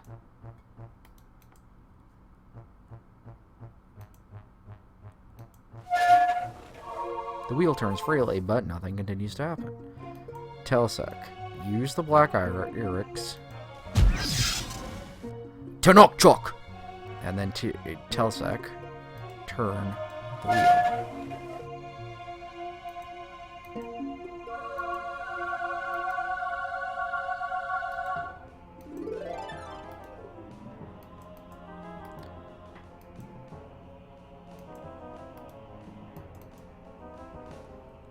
Okay, Telsec, open the door. Oh, there we go.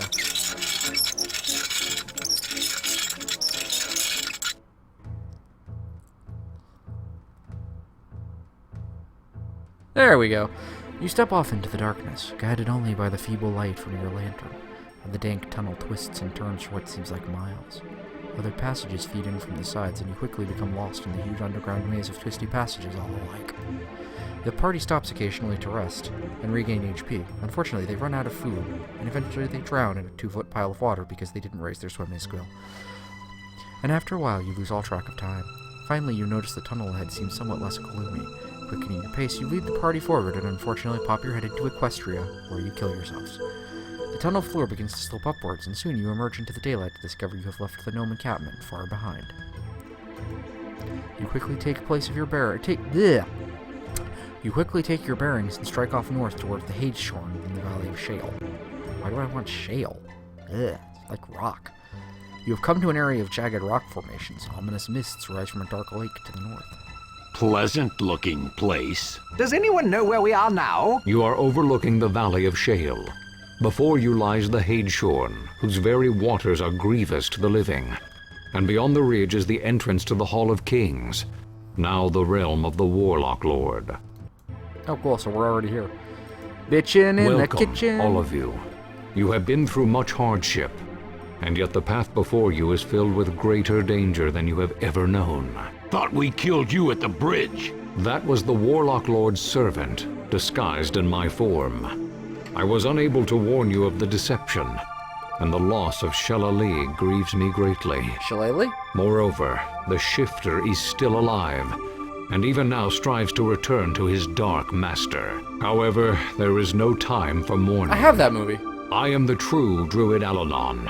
You'll just Together, have to we will believe me. reforge the sword of Shannara and destroy Brona. Come, all of you. We go to the shore of the Hadeshorn. There we will summon the Shade of Bremen to recreate the Sword of Shannara. Then we journey to the Hall of Kings to banish Brona from this world forever. No, it's not. Shock Treatment's an okay movie. It's got some good song numbers in it and stuff.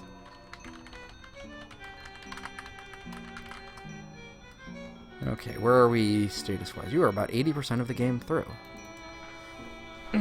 How do we know you're the real Al-Anon? 3 times I have met you in person, Jack Ormsford, and once in dreams. I am who you believe me to be. I am Al-Anon. How are we going to reforge the Sword of Shannara? I will summon the Shade of Bremen, the arch-druid who first created the Sword of Shannara as a weapon against the Warlock Lord. With the combined magic of the wielders and their items of power, my spell and Bremen's ancient knowledge, we will restore the Sword of Shannara to its true form and power. Why are we going to the Hall of Kings? The Hall of Kings is a place of death. The Warlock Lord was summoned from death through the use of an arcane book known as the Ildach. There is much magic in the Hall of Kings. Ancient and foul magic from sacrifice and death. Brona can draw upon the power that surrounds him there, and will do everything he can to prevent you from facing him directly with the Sword of Shannara. Who summoned Brona from the dead? From the auguries I have cast, I believe Brona was summoned by the one you know as the Shifter. He was once a gnome, before Brona began to change him into whatever forms suited his needs. What have you learned of the Ildach? The Ildach is a book of incredible power and great evil. Centuries ago, a young, ambitious druid called Brona began to study the Ildach. With its dark knowledge, he became the Warlock Lord. There is much about the Ildach I do not yet know, but I begin to suspect it is a menace greater than Brona could ever be. What is the Hall of Kings? The burial ground for a race of men that worshipped the gods of death. Many entered the caverns of the hall, but only the priests were permitted to leave. The rest were slain or left to serve their dead masters. The Hall of Kings is filled with the treasures of the ages, all of which are poisoned or trapped to assure the gods of death more sacrifices. It is a grim and evil place, this abode of the dead where Brona now reigns. How will Brona try to stop us? He is even now summoning his minions to his foul lair. The Hall of Kings is a deadly place, and Brona will use everything at his command to stop you. Who was Bremen? He was the leader of the Druids many years ago. At his bidding, the Sword of Shannara was created to confront the Warlock Lord. His spirit is yet bound to Earth, and exists in that shadowland known as the Hadeshorn. Ignore the sound of that steaming. Alright, well, I've completely talked to Al-Anon, so forward we go. Geeka save prisoners. Geeka get taught now. Gnome, beware, for your greed will be your destruction. Take the torque, but see that you use it wisely. I will be watching you, and I too have powerful magic. Alright, so the Geeka gets the torque. You follow Al-Anon down near the shore of the Hadeshorn, whatever. With a gesture, he bids you all to stay as he walks up to the edge of the water. You can feel vague stirrings of magic deep below the dark waters. Are there pirates in the dark water? Bremen, hear me. I, Al-Anon, stand before you. You can sense the magic hidden within the Hadeshorn rising from the murky depths.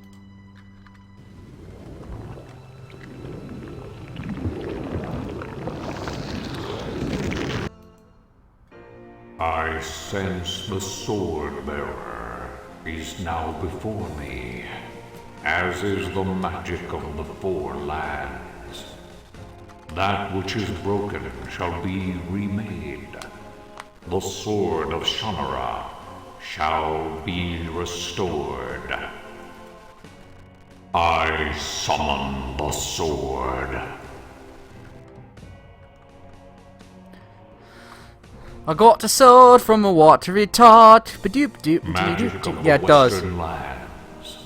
Magic of the arcane elves.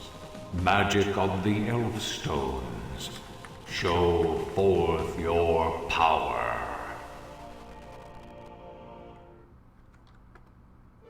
Magic of the northern lands. Magic of the mighty trolls. Magic of the black Irics. Show forth your power. Magic of the eastern lands. Magic of the stalwart dwarves. Magic of the hammer of power. Show forth your power.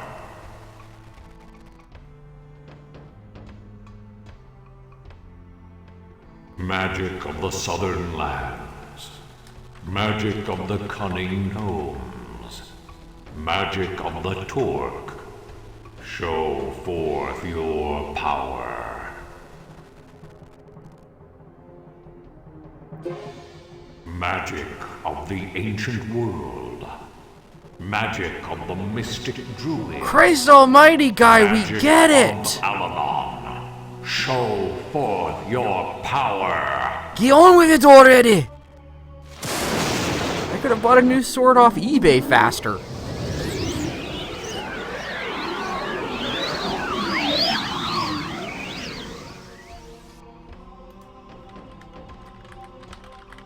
That which was broken has been made whole. The sword of Shannara will challenge the Warlock Lord once more. Heed these words, sword-bearer. The sword of Shannara will sear your soul. Face yourself, or you will fall. Judge well, master and the pawn. Know your enemy over all. Go now, Shade, to rest once more beneath the Hadeshorn.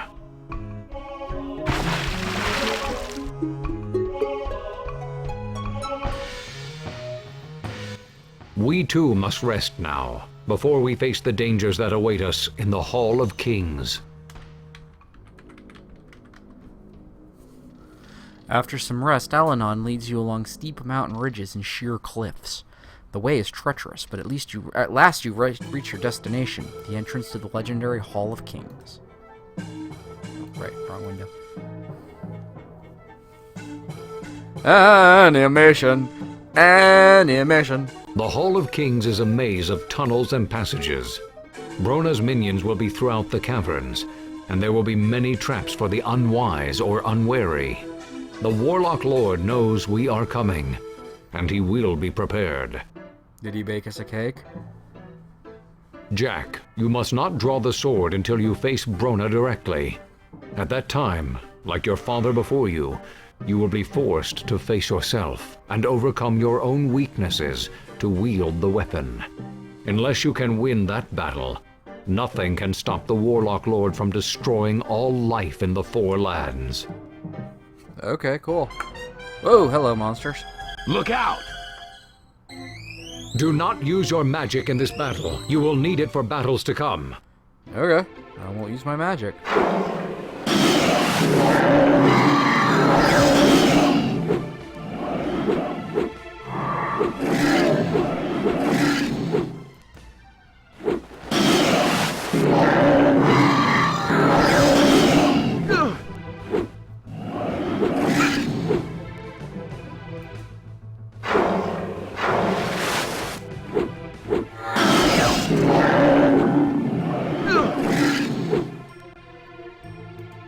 Keep on killing.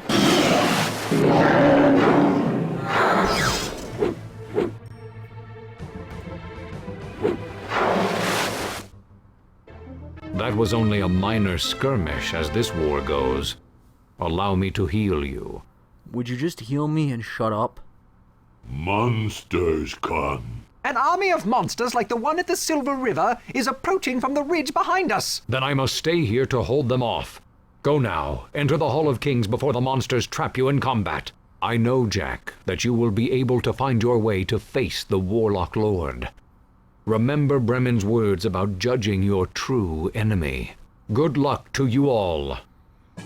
Yeah, okay, 6 more screens.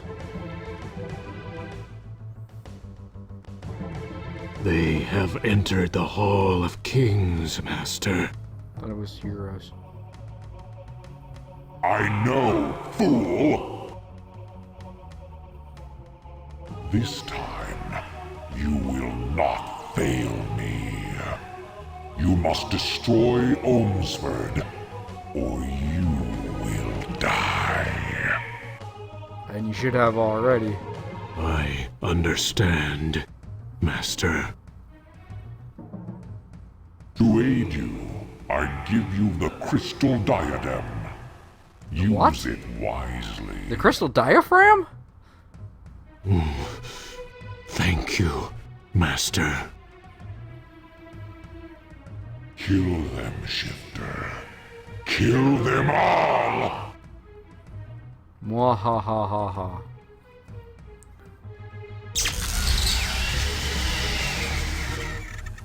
So you changed him back into one of those. Okay. That's progress! Or something. You move along the dark passages, trapped in a waking nightmare, not knowing where to go, not wanting to face what awaits you. You sense you are being watched by unseen eyes, groped by unseen hands. There's a strong pulse of magic in these halls, filling you with an aching desire to bind it, to use it in some way against the Warlock Lord. Which way do we go now? You hear a strangely familiar voice in your mind. Your path lies to the center door. I believe I hear movement behind the door on the right. Bad things come soon. Left door. Well, that kind of answered that question now, didn't it? Need to do something about those other doors or the monsters will flank us.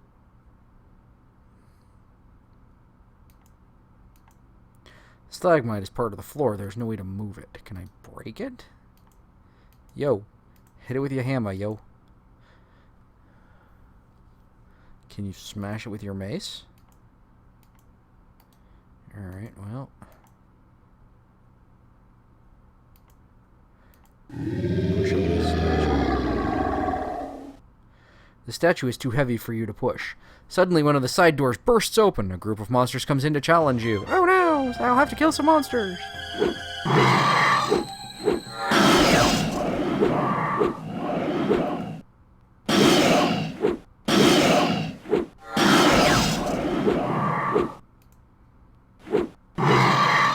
It's like every element of this combat is completely random. Need to do something about those other doors or the monsters will flank. Yes, you already told me that. Thank you. I don't believe even the troll can move these massive statues. Use Irix. I'd rather use hockey pucks. Oh, okay. Well, you use the Irix. You travel down passageways until the corridor opens up and ends with the huge doors blocking your path.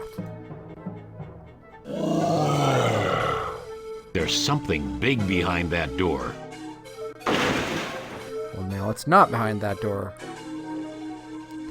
Chuckle fuck. So, I face you for the last time. I will kill you all. You are the shifter? Yes, Elf. This time, I will make certain you do not survive our meeting. There is no escape now. Car's gonna be saying assholes a lot this chat, I think. Doom. Just have that feeling. Assholes, assholes, assholes. Assholes, assholes, assholes. Wow, that is some amazing attack animation right there.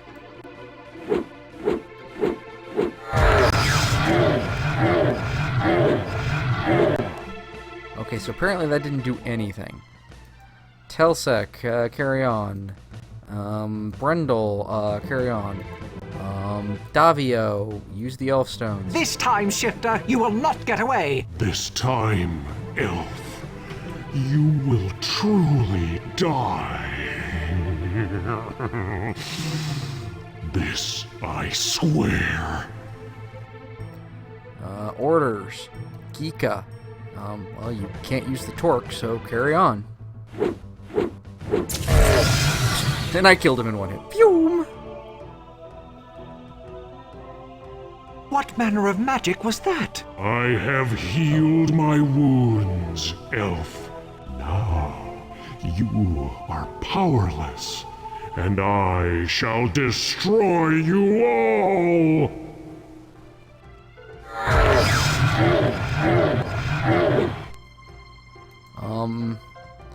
Davio used the elf stones again? I cannot, Jack.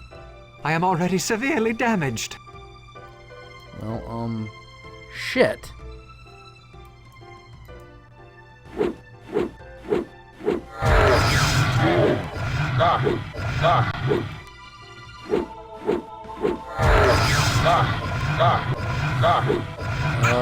No fight, ugly monster! Giga, give up! Giga, give up! Shella's murderer is in front of you, and you will not let him escape your fury this time. Oh, come the fuck on! I must use the elf stones again. Do it. Very well, Jack. May you go on to victory. Farewell. Be a lot more useful if I hadn't already done the one death sequence. What's stopping him from healing himself? Like, wow. Davio. Brave elf. I hope he goes on to better things. I'll take the magical diadem. You reach for the diadem to pick it up. You sense powerful magic within it. You feel the exquisite pleasure of magic flowing through your body, healing and restoring you. Feel good. That sure helped. Oh, do that again. Geeka got erection. Geeka like erection. Please erect Geeka again. Please? No? Shit. Geeka should keep mouth shut. You work your way through a long, deserted corridor until your way is blocked by a deep, wide chasm. Quite a drop down there. Makes me dizzy being this close. How we cross? You tie a rope to the south chasm. The south edge of the pit leads back the way you came.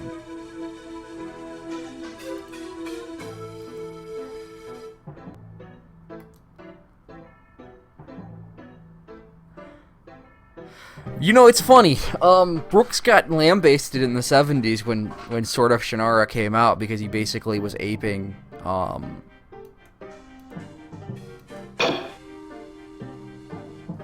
Lord of the Rings too hard. He got kicked in the teeth pretty hard over it. Need to find a way to cross this. Monsters will catch up with us soon. Make Yes, make bridge, that's all. That place. We go now?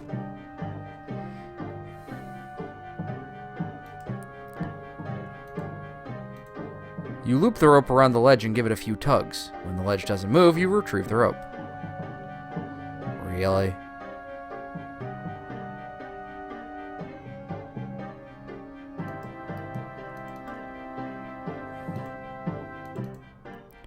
Okay, tie the rope to the torch. Okay, or don't. And I guess I don't have the diadem anymore? Or something? I don't know. What the hell do you want me to do here, guys? I mean that the you know, the thingy. What are you expecting here? I don't have that many items.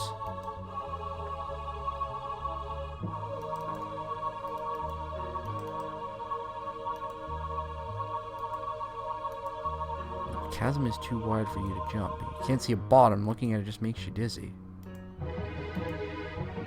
That would be the last you see is the rope.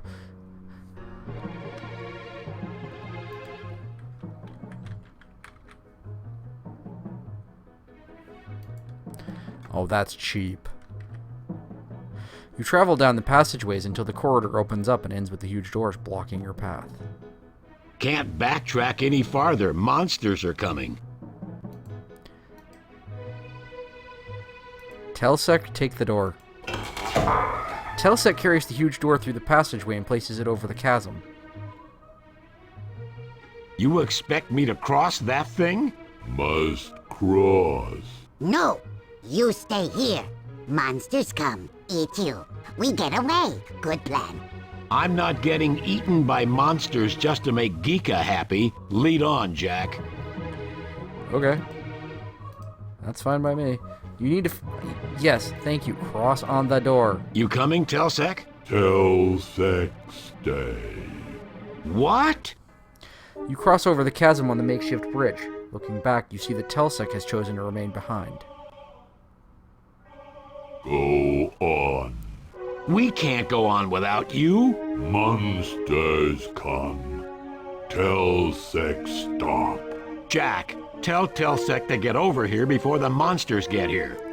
Must be the end of the game because we're looking at the party disintegration. Telsec picks up the door and pushes it into the chasm.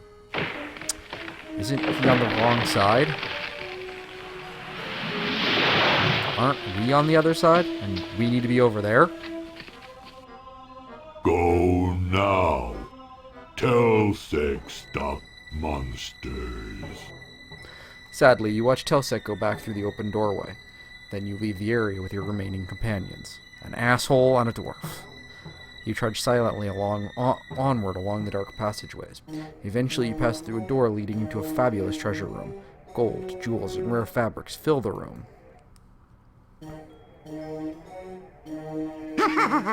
Much treasure. Geeka rich. Watch out for the traps. Traps? Yeah, you know, like that. A large metal barred cage falls from the ceiling upon the three of you. Dumbass. Traps. Now what? Learn inflection? Just saying. You can't reach the rare cloth.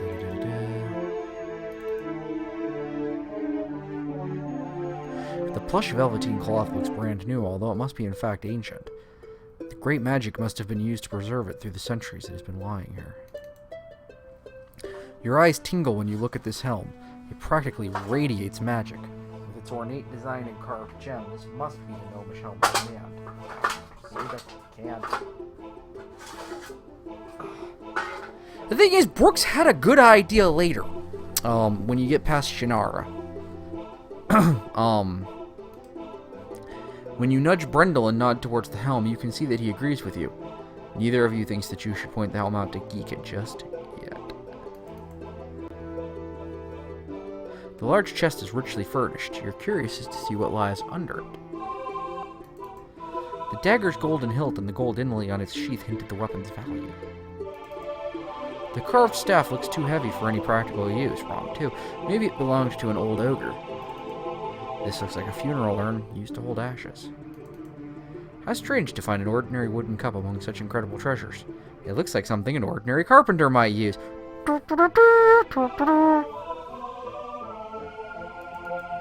Like so many of the objects in this chamber, this vase looks as though it was formed from purest gold. The small chest looks like it was designed to hold coins or jewelry. The full plate armor still gleams after centuries of neglect. It's obviously the armor of a king. The huge blade of this pickaxe on the wall looks as though only a troll could wield this weapon. Twin axes look more ceremonial than practical. The helmet looks almost crude in comparison to the magnificent helm of command. It was probably a favorite of some ancient king. Since gold is too soft to make a good shield against weapons, you'd guess this buckler is purely ornamental. Finally, somebody remembers that. You can't... This covered golden pot may once have been used to serve rare and delicate dishes to royalty. The glass case displays a collection of unusual knives. You wonder if these treasures once came from the beautiful castle depicted in this painting. It seems unlikely that any one castle, however impressive, could be that wealthy.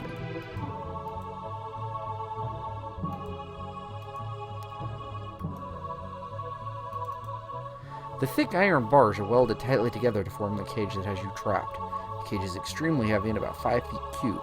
You're lucky you ducked when it came down. Your head would have been smashed by the fall had you been standing. Well, now what?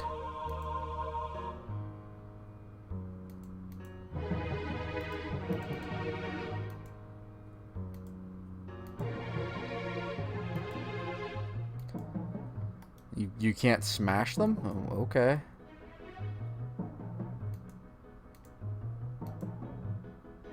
Okay, so Brendel can't throw the hammer. That's good to know. Excellent, man. Brendel sucks.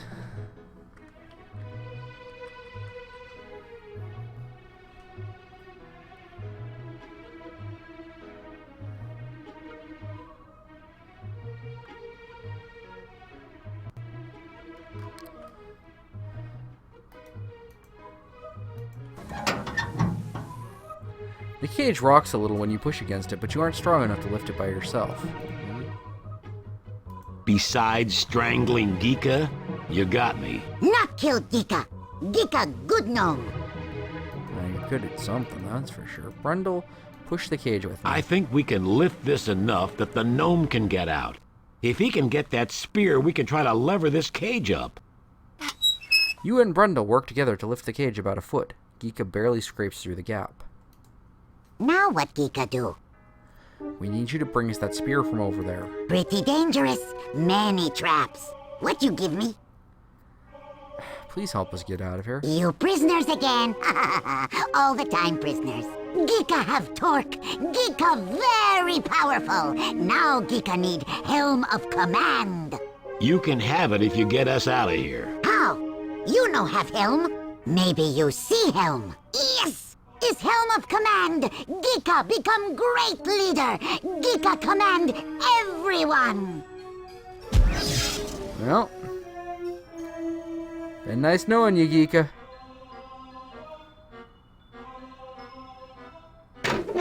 The falling helm sets off yet another trap, opening a large hole in the floor.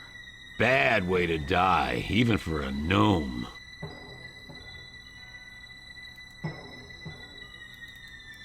The falling helm has set off a trap, opening a hole in the floor. The hole looks large enough for you and Brendel to squeeze through, if only you could reach it.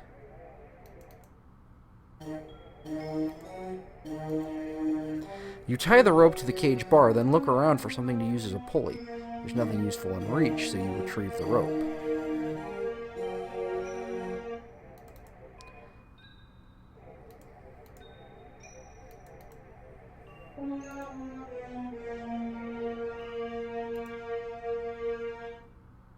Alright, well, that's interesting. Really? Just kind of confused. Ow, ow, ow, ow, ow, ow.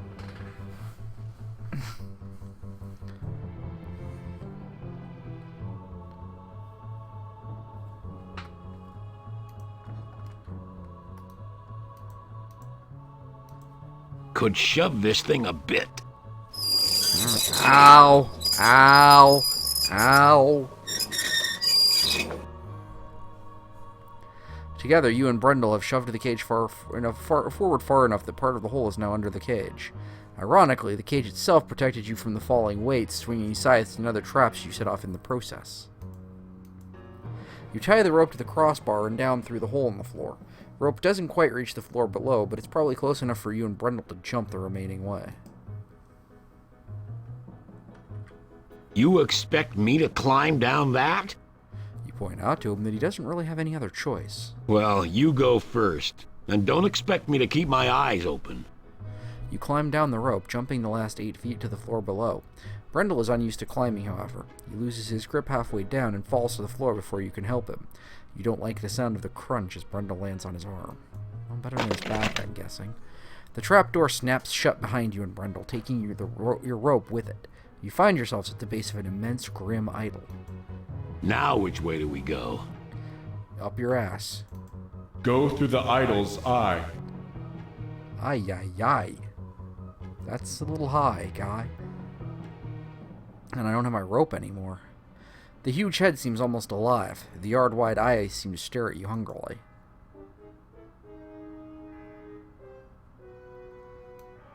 Okay, well, Brendel, wanna throw your warhammer at the idol? If you say so. There you are. Monsters! Oh no!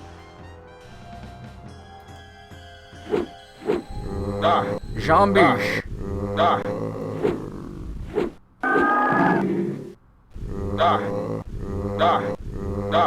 Come on. Hit him. Like you mean it.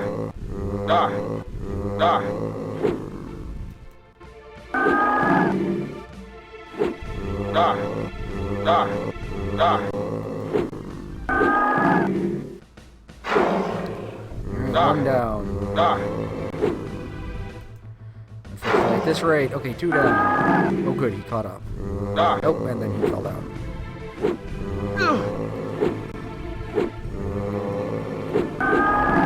Yay, I might survive this.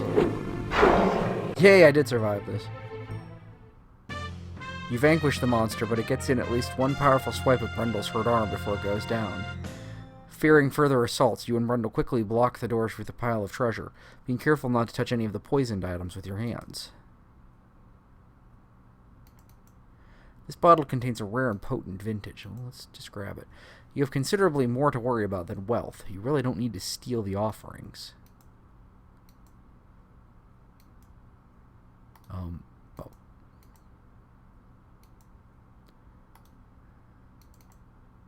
If there's a way to escape this chamber, it isn't down here. You look the idol over in hopes of ever finding an escape route.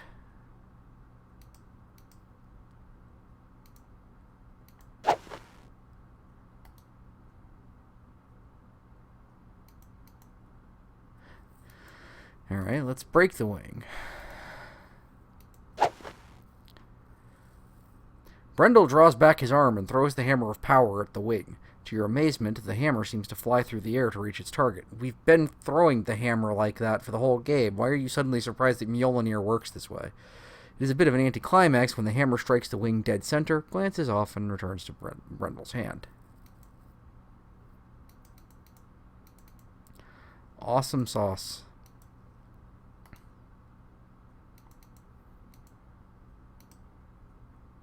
Who knows, maybe a 100-foot-tall idol would be just the thing to decorate your living room, but that will have to wait. The idol won't quite fit in your backpack.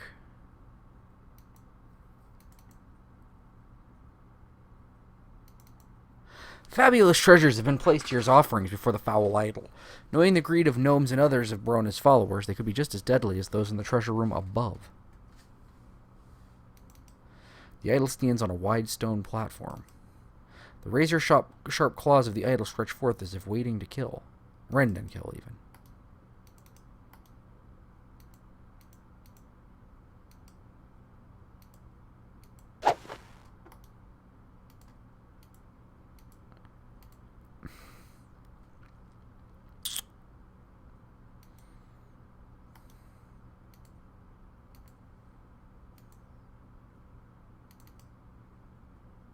Been better, but I'll live, if the monsters don't eat me. Sorry, Jack, but there's no way I can climb up there in the shape I'm in. You go up and I'll cover your trail. Come back for me later. I somehow don't think there's going to be much of a comeback for you, but okay. Game? Sorry to desert you this way. Take care, Jack. You take out Brona for us all. Farewell and good luck. You go ahead, Jack. I think my arm's broken.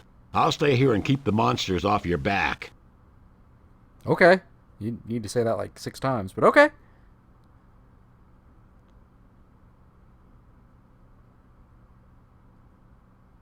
You climb up the statue and into the eye of the idol. You wave down at Brundle.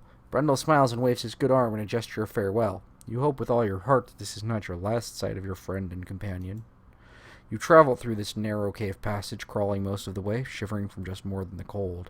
You are all alone. At last you come to a cold, dark chamber that seems strangely familiar, as if it were something once seen in a nightmare. Well, yes, the chamber from the beginning of the game. What's up, CGI? You find yourself trembling uncontrollably as you approach your enemy. This is the creature who has brought the world to the brink of destruction 4 times and slaughtered millions of beings in his merciless pursuit of power. This is the Warlock Lord, Brona, defier of death, destroyer of all. You feel a wave of terror freeze your soul as the voice of Brona fills your mind. You dare to face me? Yeah, I kinda do. Oh, excuse me, sorry, I hate yawning at Ultimate Evil and all that. Although terror threatens to overwhelm you, you somehow find yourself slowly moving closer to Brona and the Dark Altar. You are alone and helpless, mortal creature. Yeah, and? Bow down. Okay. You hear another voice in your head. You sense it is coming from the book in front of Brona. Claim your inheritance of magic, Jack. Destroy Brona forever. Hey, Red. You continue to walk forward. Now you can smell the fetid odor of death from Brona's wraith-like countenance. If you will not bow, then you will be destroyed. Like so much. Oops. Magic washes over your body. The pain and terror threatens to overwhelm you. But you absorb the magic, turn it around, and win. A voice cuts through your fear. It kind of is, Loader, yeah. Not to be confused. Destroy the Warlock Lord! Who are you, book? Attack Brona with the sword. Okay. I have to draw it, apparently. You draw the Sword of Shannara. You take hold of the Sword of Shannara. A surge of energy flows up your arm and fills your mind. Your thoughts swirl and darkness surrounds you. Everybody was in 1970s. Everybody is now. I mean, Loader is immensely influential.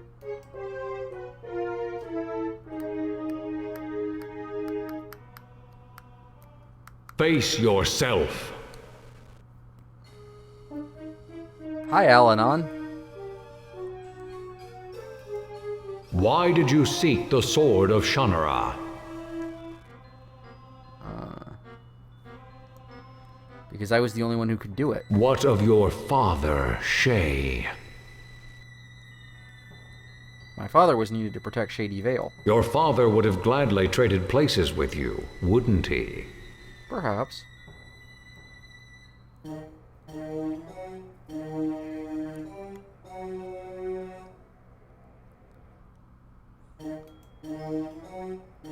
And now I'm in the 7th guest again.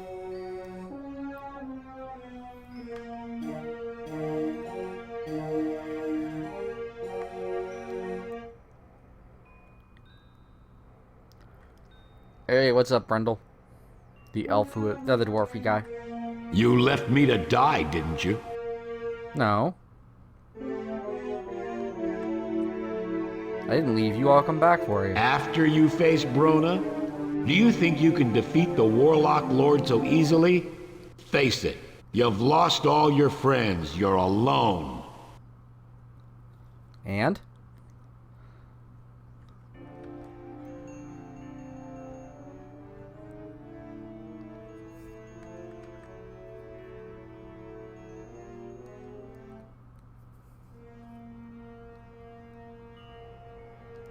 Sup, Delsec? How are you going to insult me when you can't even form a complete sentence, you monosyllabic fucker? Many dead. We've saved more lives than we lost. Too high. Telsec's eyes tell you that the death of a friend is too high a price to pay for the lives of strangers. These are basically my party members, and they're trying to break my confidence.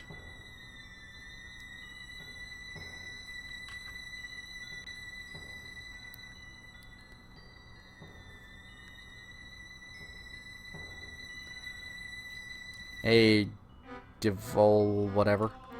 Friend Jack, why did I have to die? You chose to die to save our lives, Davio. You saved us all. I suppose there was no other choice, yet I cannot help but regret my death. You too are facing death, Jack. Can you do what must be done, even if death is the price? I don't have a lot of choices.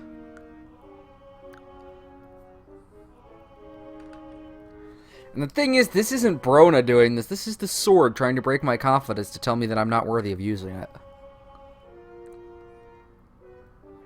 Fucking sword. Can I just, like, hit him with a missile or something? Sup, Shala? Or Shella? Or Hella? Why did you kill me, Jack? I used the ritual of release to save your soul. You damned my soul! You doomed me when you summoned Stenman. Then you killed me to erase the damage you'd caused. We didn't have a choice, sweetheart. The plot wouldn't let me not damn your soul by committing acts of necromancy. I don't know. I've never been in the doppelganger section of Baldur's Gate. I've never really played Baldur's Gate. I don't like the game very much. What's up, Alanon? What's up, Nooblet? Jack Olmsford, do you believe you are a hero? Do I believe I are a hero?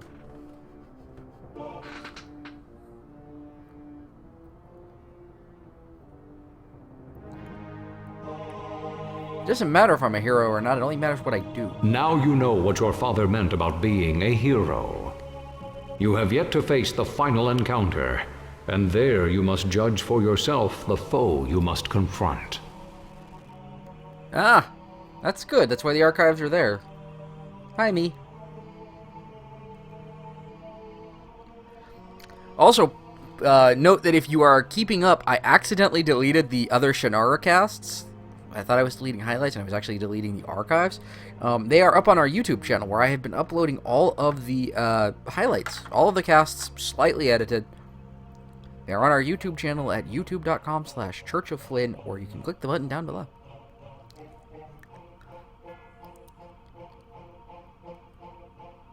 Although you feel as though you have spent hours walking through the dark visions in your mind, no time seems to have passed here in the Hall of Kings. You feel revitalized. The sword of Shannara vibrates in your hands like a living being. Yeah, I deleted that one accidentally, like, really fast. That was yesterday. That's why you couldn't find it, because I fucked up. Lay down the sword. Jack, embrace your power. Destroy the Warlock Lord and become the most powerful of all. Doesn't sound like a great idea, but okay. Attack Brona with the sword. Schlorp! Oh, that's an anticlimax. Very good. Now you are the master of magic. Oops! You are the new Warlock Lord. You shall serve me well for a Butterfuck! very long time. Butterfuck, butterfuck, butterfuck! Centuries pass in darkness and despair as you grow in power and evil under the tutelage of the Ildach. The four lands become desolate and lifeless as the influence of your magic spreads ever wider. If somewhere in the back of your soul you still remember that once you were human, you keep those thoughts deeply buried, for humans are weak and have no magic. Rarely do you recall how you once loved a woman who died to save your life so that you could face Brona and the Ildach. Shella is gone, and now there is only the Ildach, your merciless master. Game over. What now? Let's undo that. Let's attack the book. Chop!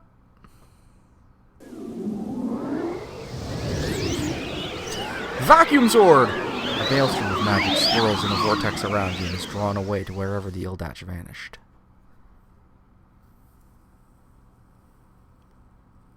What was I doing? What is wrong?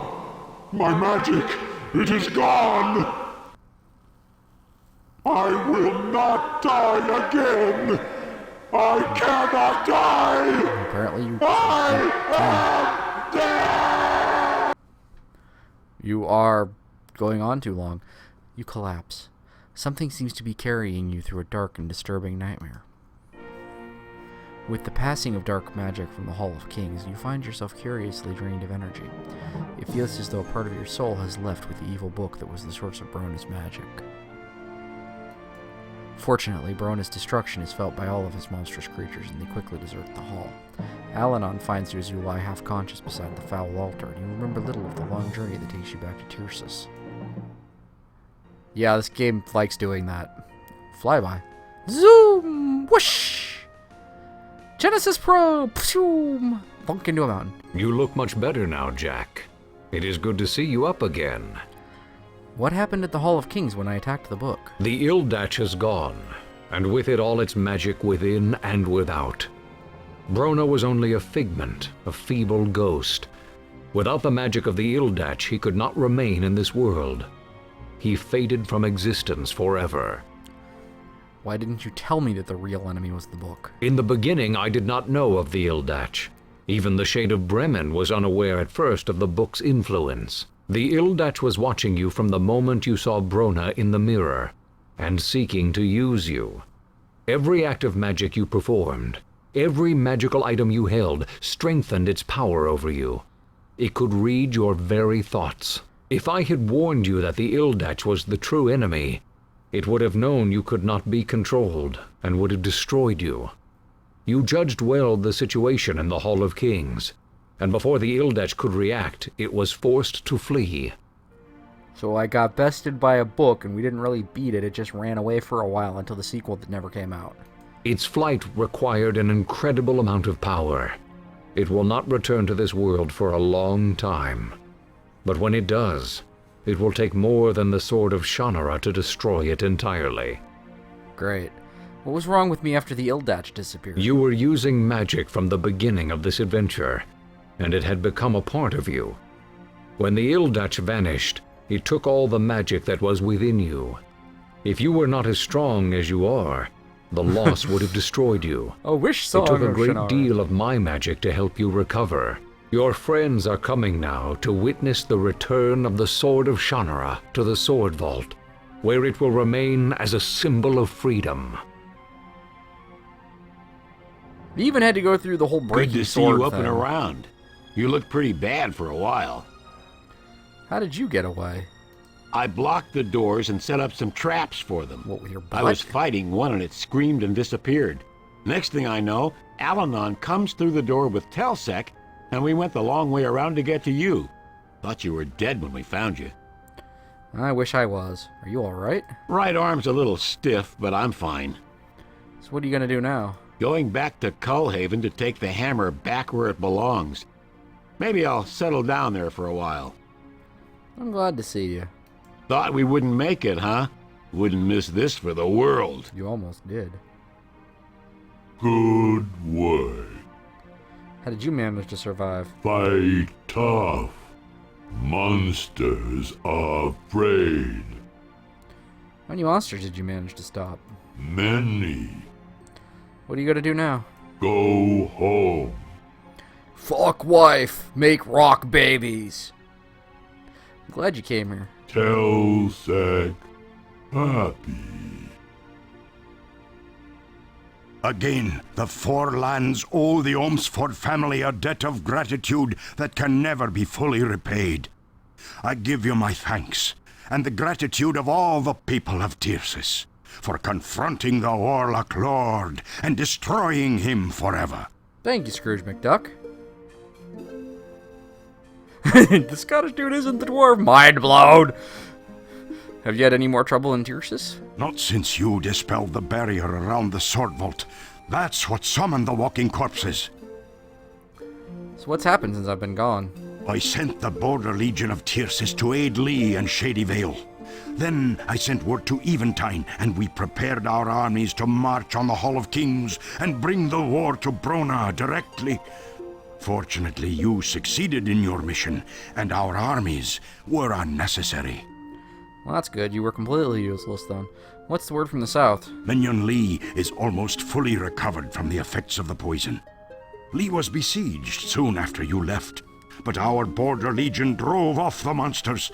Shady Vale suffered damage, but there were few deaths, thanks to your father. Well, thank you for all of this. You are most welcome, Jack Ormsford. Can I get a babe now? Oh, wait, I wish to thank you for bringing peace between the Trolls and my people. The Trolls? It would have been a bloody and meaningless war. I also owe you the life of my youngest son, Ain. Yes. Your name is honored in Arbelon, Over. Jack Ormsford. What happened with the Trolls? God, this is The my Trolls ending? returned to their homeland to prepare an attack on the Warlock Lord.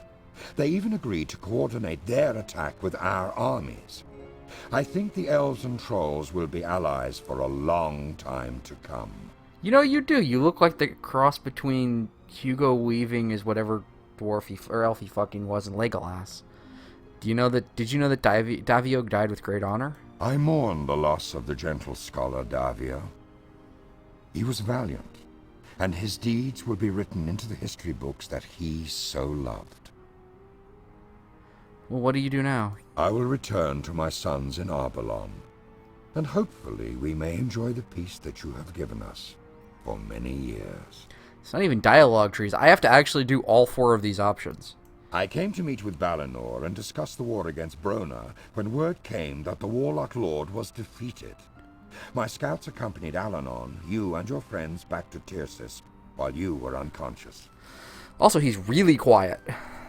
So, how did you enjoy your adventure, Jack? Hi, Dad. I guess you're my dad, because this is the first time you've ever showed up! Father, what are you doing here? Balinor sent word what happened to you, and so I came to Tircis as quickly as I could to be sure you were all right. I think I've had enough adventures for right now. Enough to last a lifetime, I hope. May the sword of Shannara never be needed again. Yeah, well. Jack, now is the time to place the sword of Shannara back into its vault. What, I have to do this by hand? Oh, there it is. Okay, it magically did it. Once more, the sword of Shannara stands as a symbol of freedom. As the inscription upon the vault says, herein lies the heart and soul of the nations. Their right to be free men. Their desire to live in peace. Their courage to seek out truth. Herein lies the sword of Shannara. In a little stone vault in the middle of a bloody field, so that anybody can get to it any fucking time they want to and stab each other. Oh, it's great fun. You wish that Shala could be here with you. It seems somehow unfair that one so beautiful and full of life should have died so that you could complete your quest. You had to stand before her father to tell him the sad news. He punched you in the testicles. You are no longer the boy who left home rather than face an argument with his father. From your first meeting with Al-Anon, when you started your journey alone to deal with your father's alcoholism, you have grown to become a leader of men. You are hailed everywhere as a hero, but you have also learned the terrible sacrifices that a hero must make. Brona's evil is vanquished from the land forever. The Ildach has vanished, though none can guess when its evil may return again. The next book. Your journey has been a long and perilous one, but now you are at home in Shady Vale at last. Where I haven't been in the entire game, I haven't ever been able to see it because you can't go there. If you try to go back there, they send you out.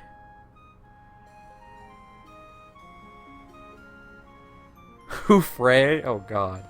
You scare me, Red. You scare me a lot. You passed Stenman's book into Al-Anon's keeping and vowed never to use your father's elf stones or to be tempted by the power of magic again. In time, the peaceful life in Shady Vale eases some of your pain, although you will never again return to the innocent boy you once were. The end. Really? The fuck? That's not... Stuff happened, now the game's over. Thorp a herp, but they thorp dibbly dibbly derp derp dap a dorpy dorp da dorp be derp. Is that really the end?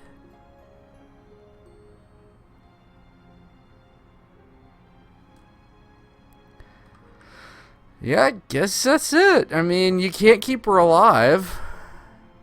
Which, there never was a sequel, so there's only one thing to really hit, and that's boop. Alright, folks, that concludes the second to last second to last Legend Entertainment game that from the second generation. We've played Mission Critical, Callahan's Cross Time Saloon, Companions of Xanth, Shannara, Deathgate. That leaves one real adventure game they ever made after that, and that would be not Superhero League of Hoboken, because I don't really intend to play that on the stream. I didn't really love Superhero League of Hoboken. It's a cute game, but it's not really an adventure game. Yes, there was the Xanth game was the first game, and we played it on stream, and it's in the archives, right? It's not as punny as I was expecting, but too punny for anybody's good. It was fun. It was a lot better than Shannara. I'm waving a microphone at the camera that I don't have actually set up, so I don't actually have a camera at all, so you guys can't see me waving the flashlight. There was absolutely no underage sex. I think it predates Anthony getting into the underage sex thing. Well, let's see. Oop, I can't read the chat anymore because I made it go away. Not a proper Xanth game then. Alright, give me 1 second here. Maybe I can actually get this to work tonight. Let's see, do I have it actually installed? Yes, I do. Alright, you're not going to be able to hear... Well, if it actually decides it wants to work. There it goes. Alright. It's going to take a second, so we'll just talk. What is everybody doing this weekend? Are y'all playing games? Hey, Car, did you... I'm going to drop that voice now. Did you see what's free on Steam this weekend? Did you? Ooh, Gabriel Knight 2. Woohoo. Free on Steam this weekend is the new Worms game. The newest one is a freebie. So I'm wondering if I can get a bunch of people together and play free Worms, and we can stream it and shoot each other. Because Worms is awesome. I don't have it installed now. So I don't know which one it is either.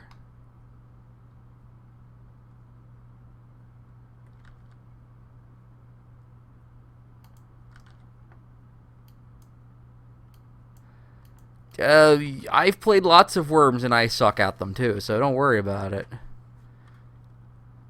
I've actually been playing a lot of Warframe lately, which, for better or for worse, has been an interesting experience. That's a sound I didn't expect to hear. Okay. Oh, hey. Pre-launched in Windows mode. Windowed mode, rather. Alright. Settings. Do you not have mouse control? Oh, this might be really interesting. Ah! Why did you... Okay. I'm having trouble with this game. Give me a second. Oh, because I went into the wrong resolutions. Also, I'm deaf. No, I'm not using the 360 pad. I'm using a mouse and keyboard. If I wanted to use a 360 pad, I'd put it on my 360 where I have it.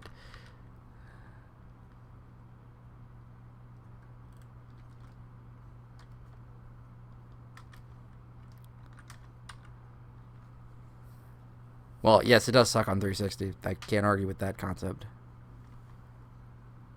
No, that's not going to work.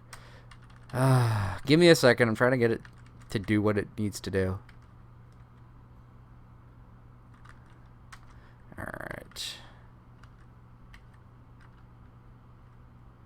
Oh, and it's going to reset itself, so... Alright. I don't even know where my 360 pad is, actually. I think I've lost it. Somewhere in the ether. I honestly don't know where I put it.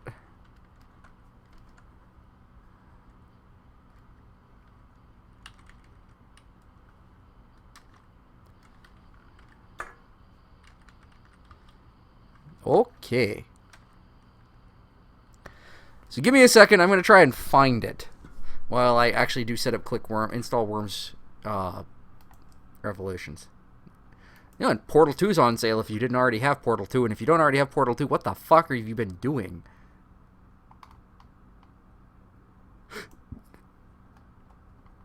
The game's only been out for 20,000 years. Excuse me. I got Portal 2 ages ago. It's a good game. It's a funly awesome game. It is awesomely fun. Alright, one second. I'm going to look for my headphones. My headphones? I'm going to look for my controller.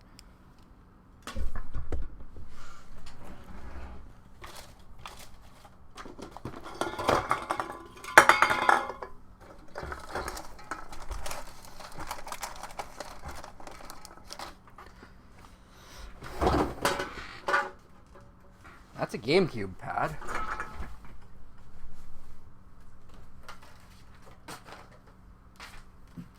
That's a vacuum cleaner.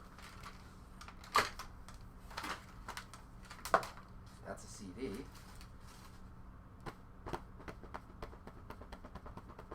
Yeah, there's right next to me where I started.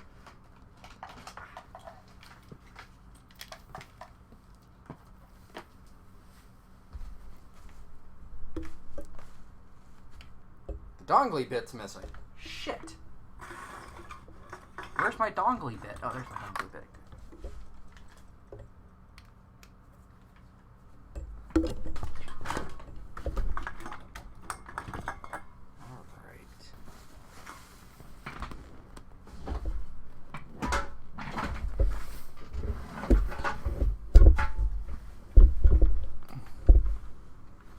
Opa. Ow. Oh, come on. Fucking god. Fuck. Shit. Fucker. Fucker. Fucker. Fuckity fucker. Fuck. Fuck. Fuck. Fuck. Fuck. Fuck. Fucker. Fucker. Fucker. Fucker. Okay. I'm done screaming fucker now.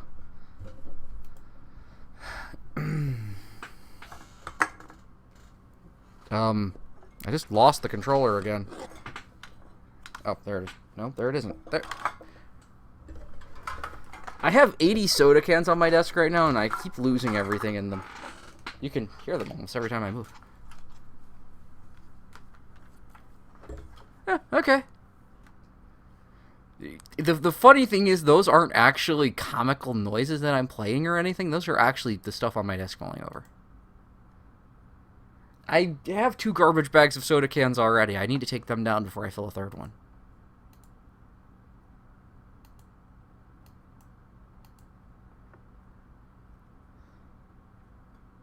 Alright, forgot what I was doing.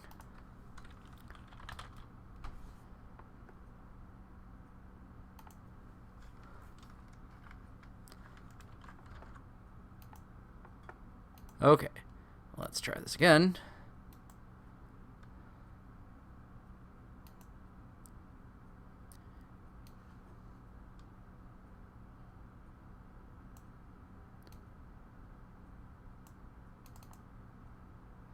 I'm guessing it's okay.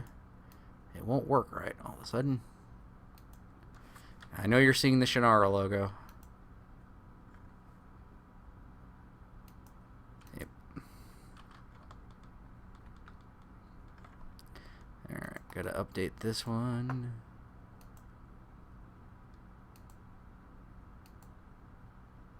And then...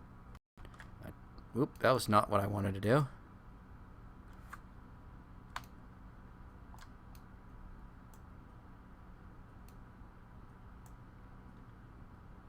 Wow, it's not capturing right. Okay. OBS is lagging violently on this game.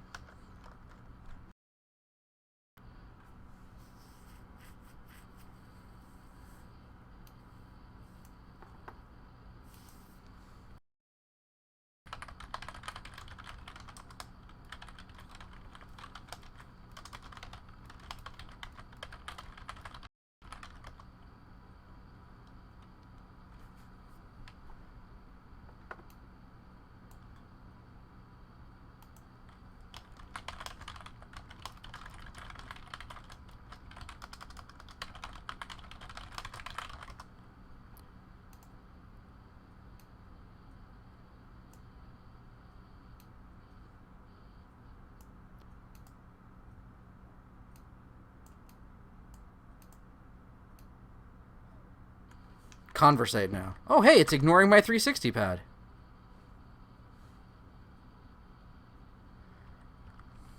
Yeah, I don't have a lot of resolution options, and they all want a letterbox and shit. It's kind of disturbing. And it is entirely ignoring my 360 pad. I don't think it actually got mapped properly, so...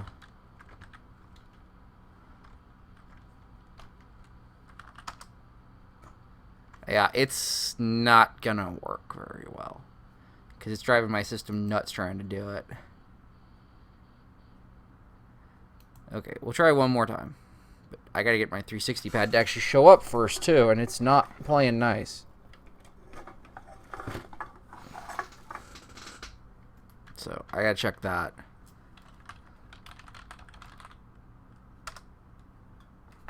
It's plugged in. Is my other pad plugged in? Because that would cause issues. I think this is my other pad. I'll unplug that one.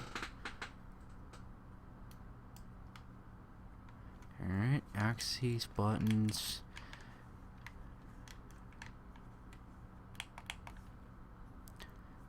Alright, axes. Let me see what my download's doing on that one.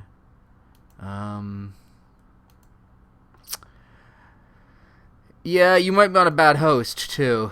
Because I'm pulling a meg and a half a second. Meg 2.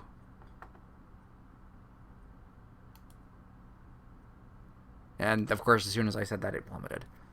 So, you know, goes without saying. If you've got a bad host, then, yeah, it would run terribly. Or stream terribly.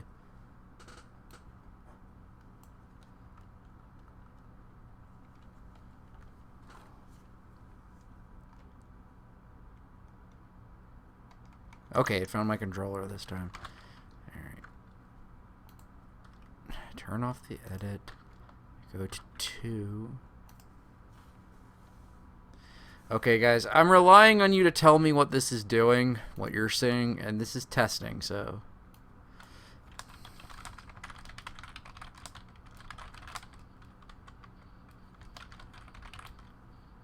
At least the music's good. Oh, come on, Twitch.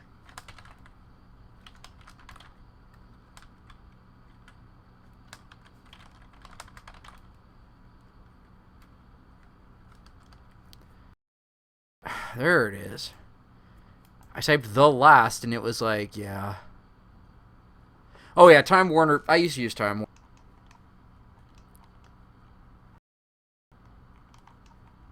Subtitles. Off. Off. I don't know what I just did, but I just did it.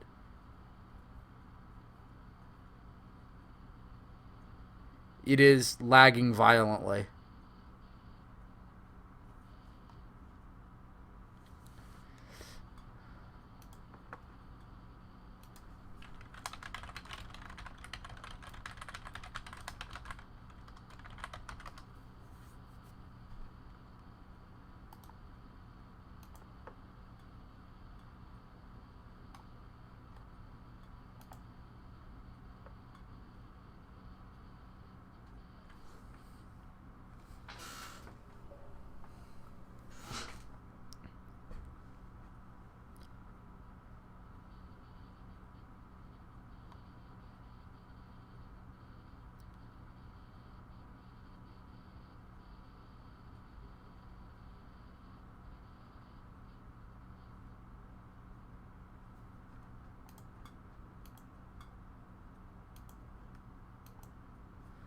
I prefer friendly lag too. Alright, let's see what happens this time. I don't think it helped.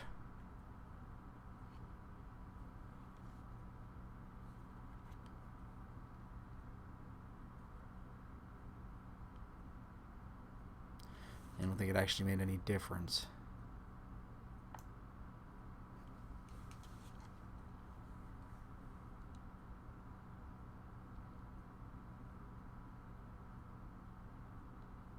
Also, I have to be careful because Arrow is off now.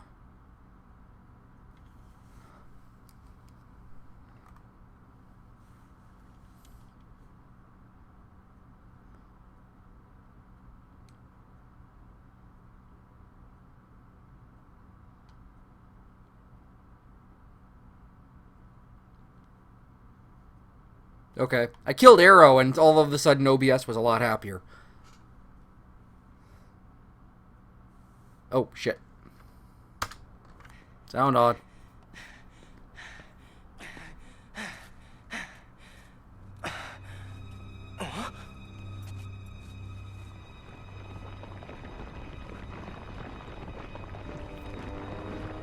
Where did I fuck up? Egg suckers?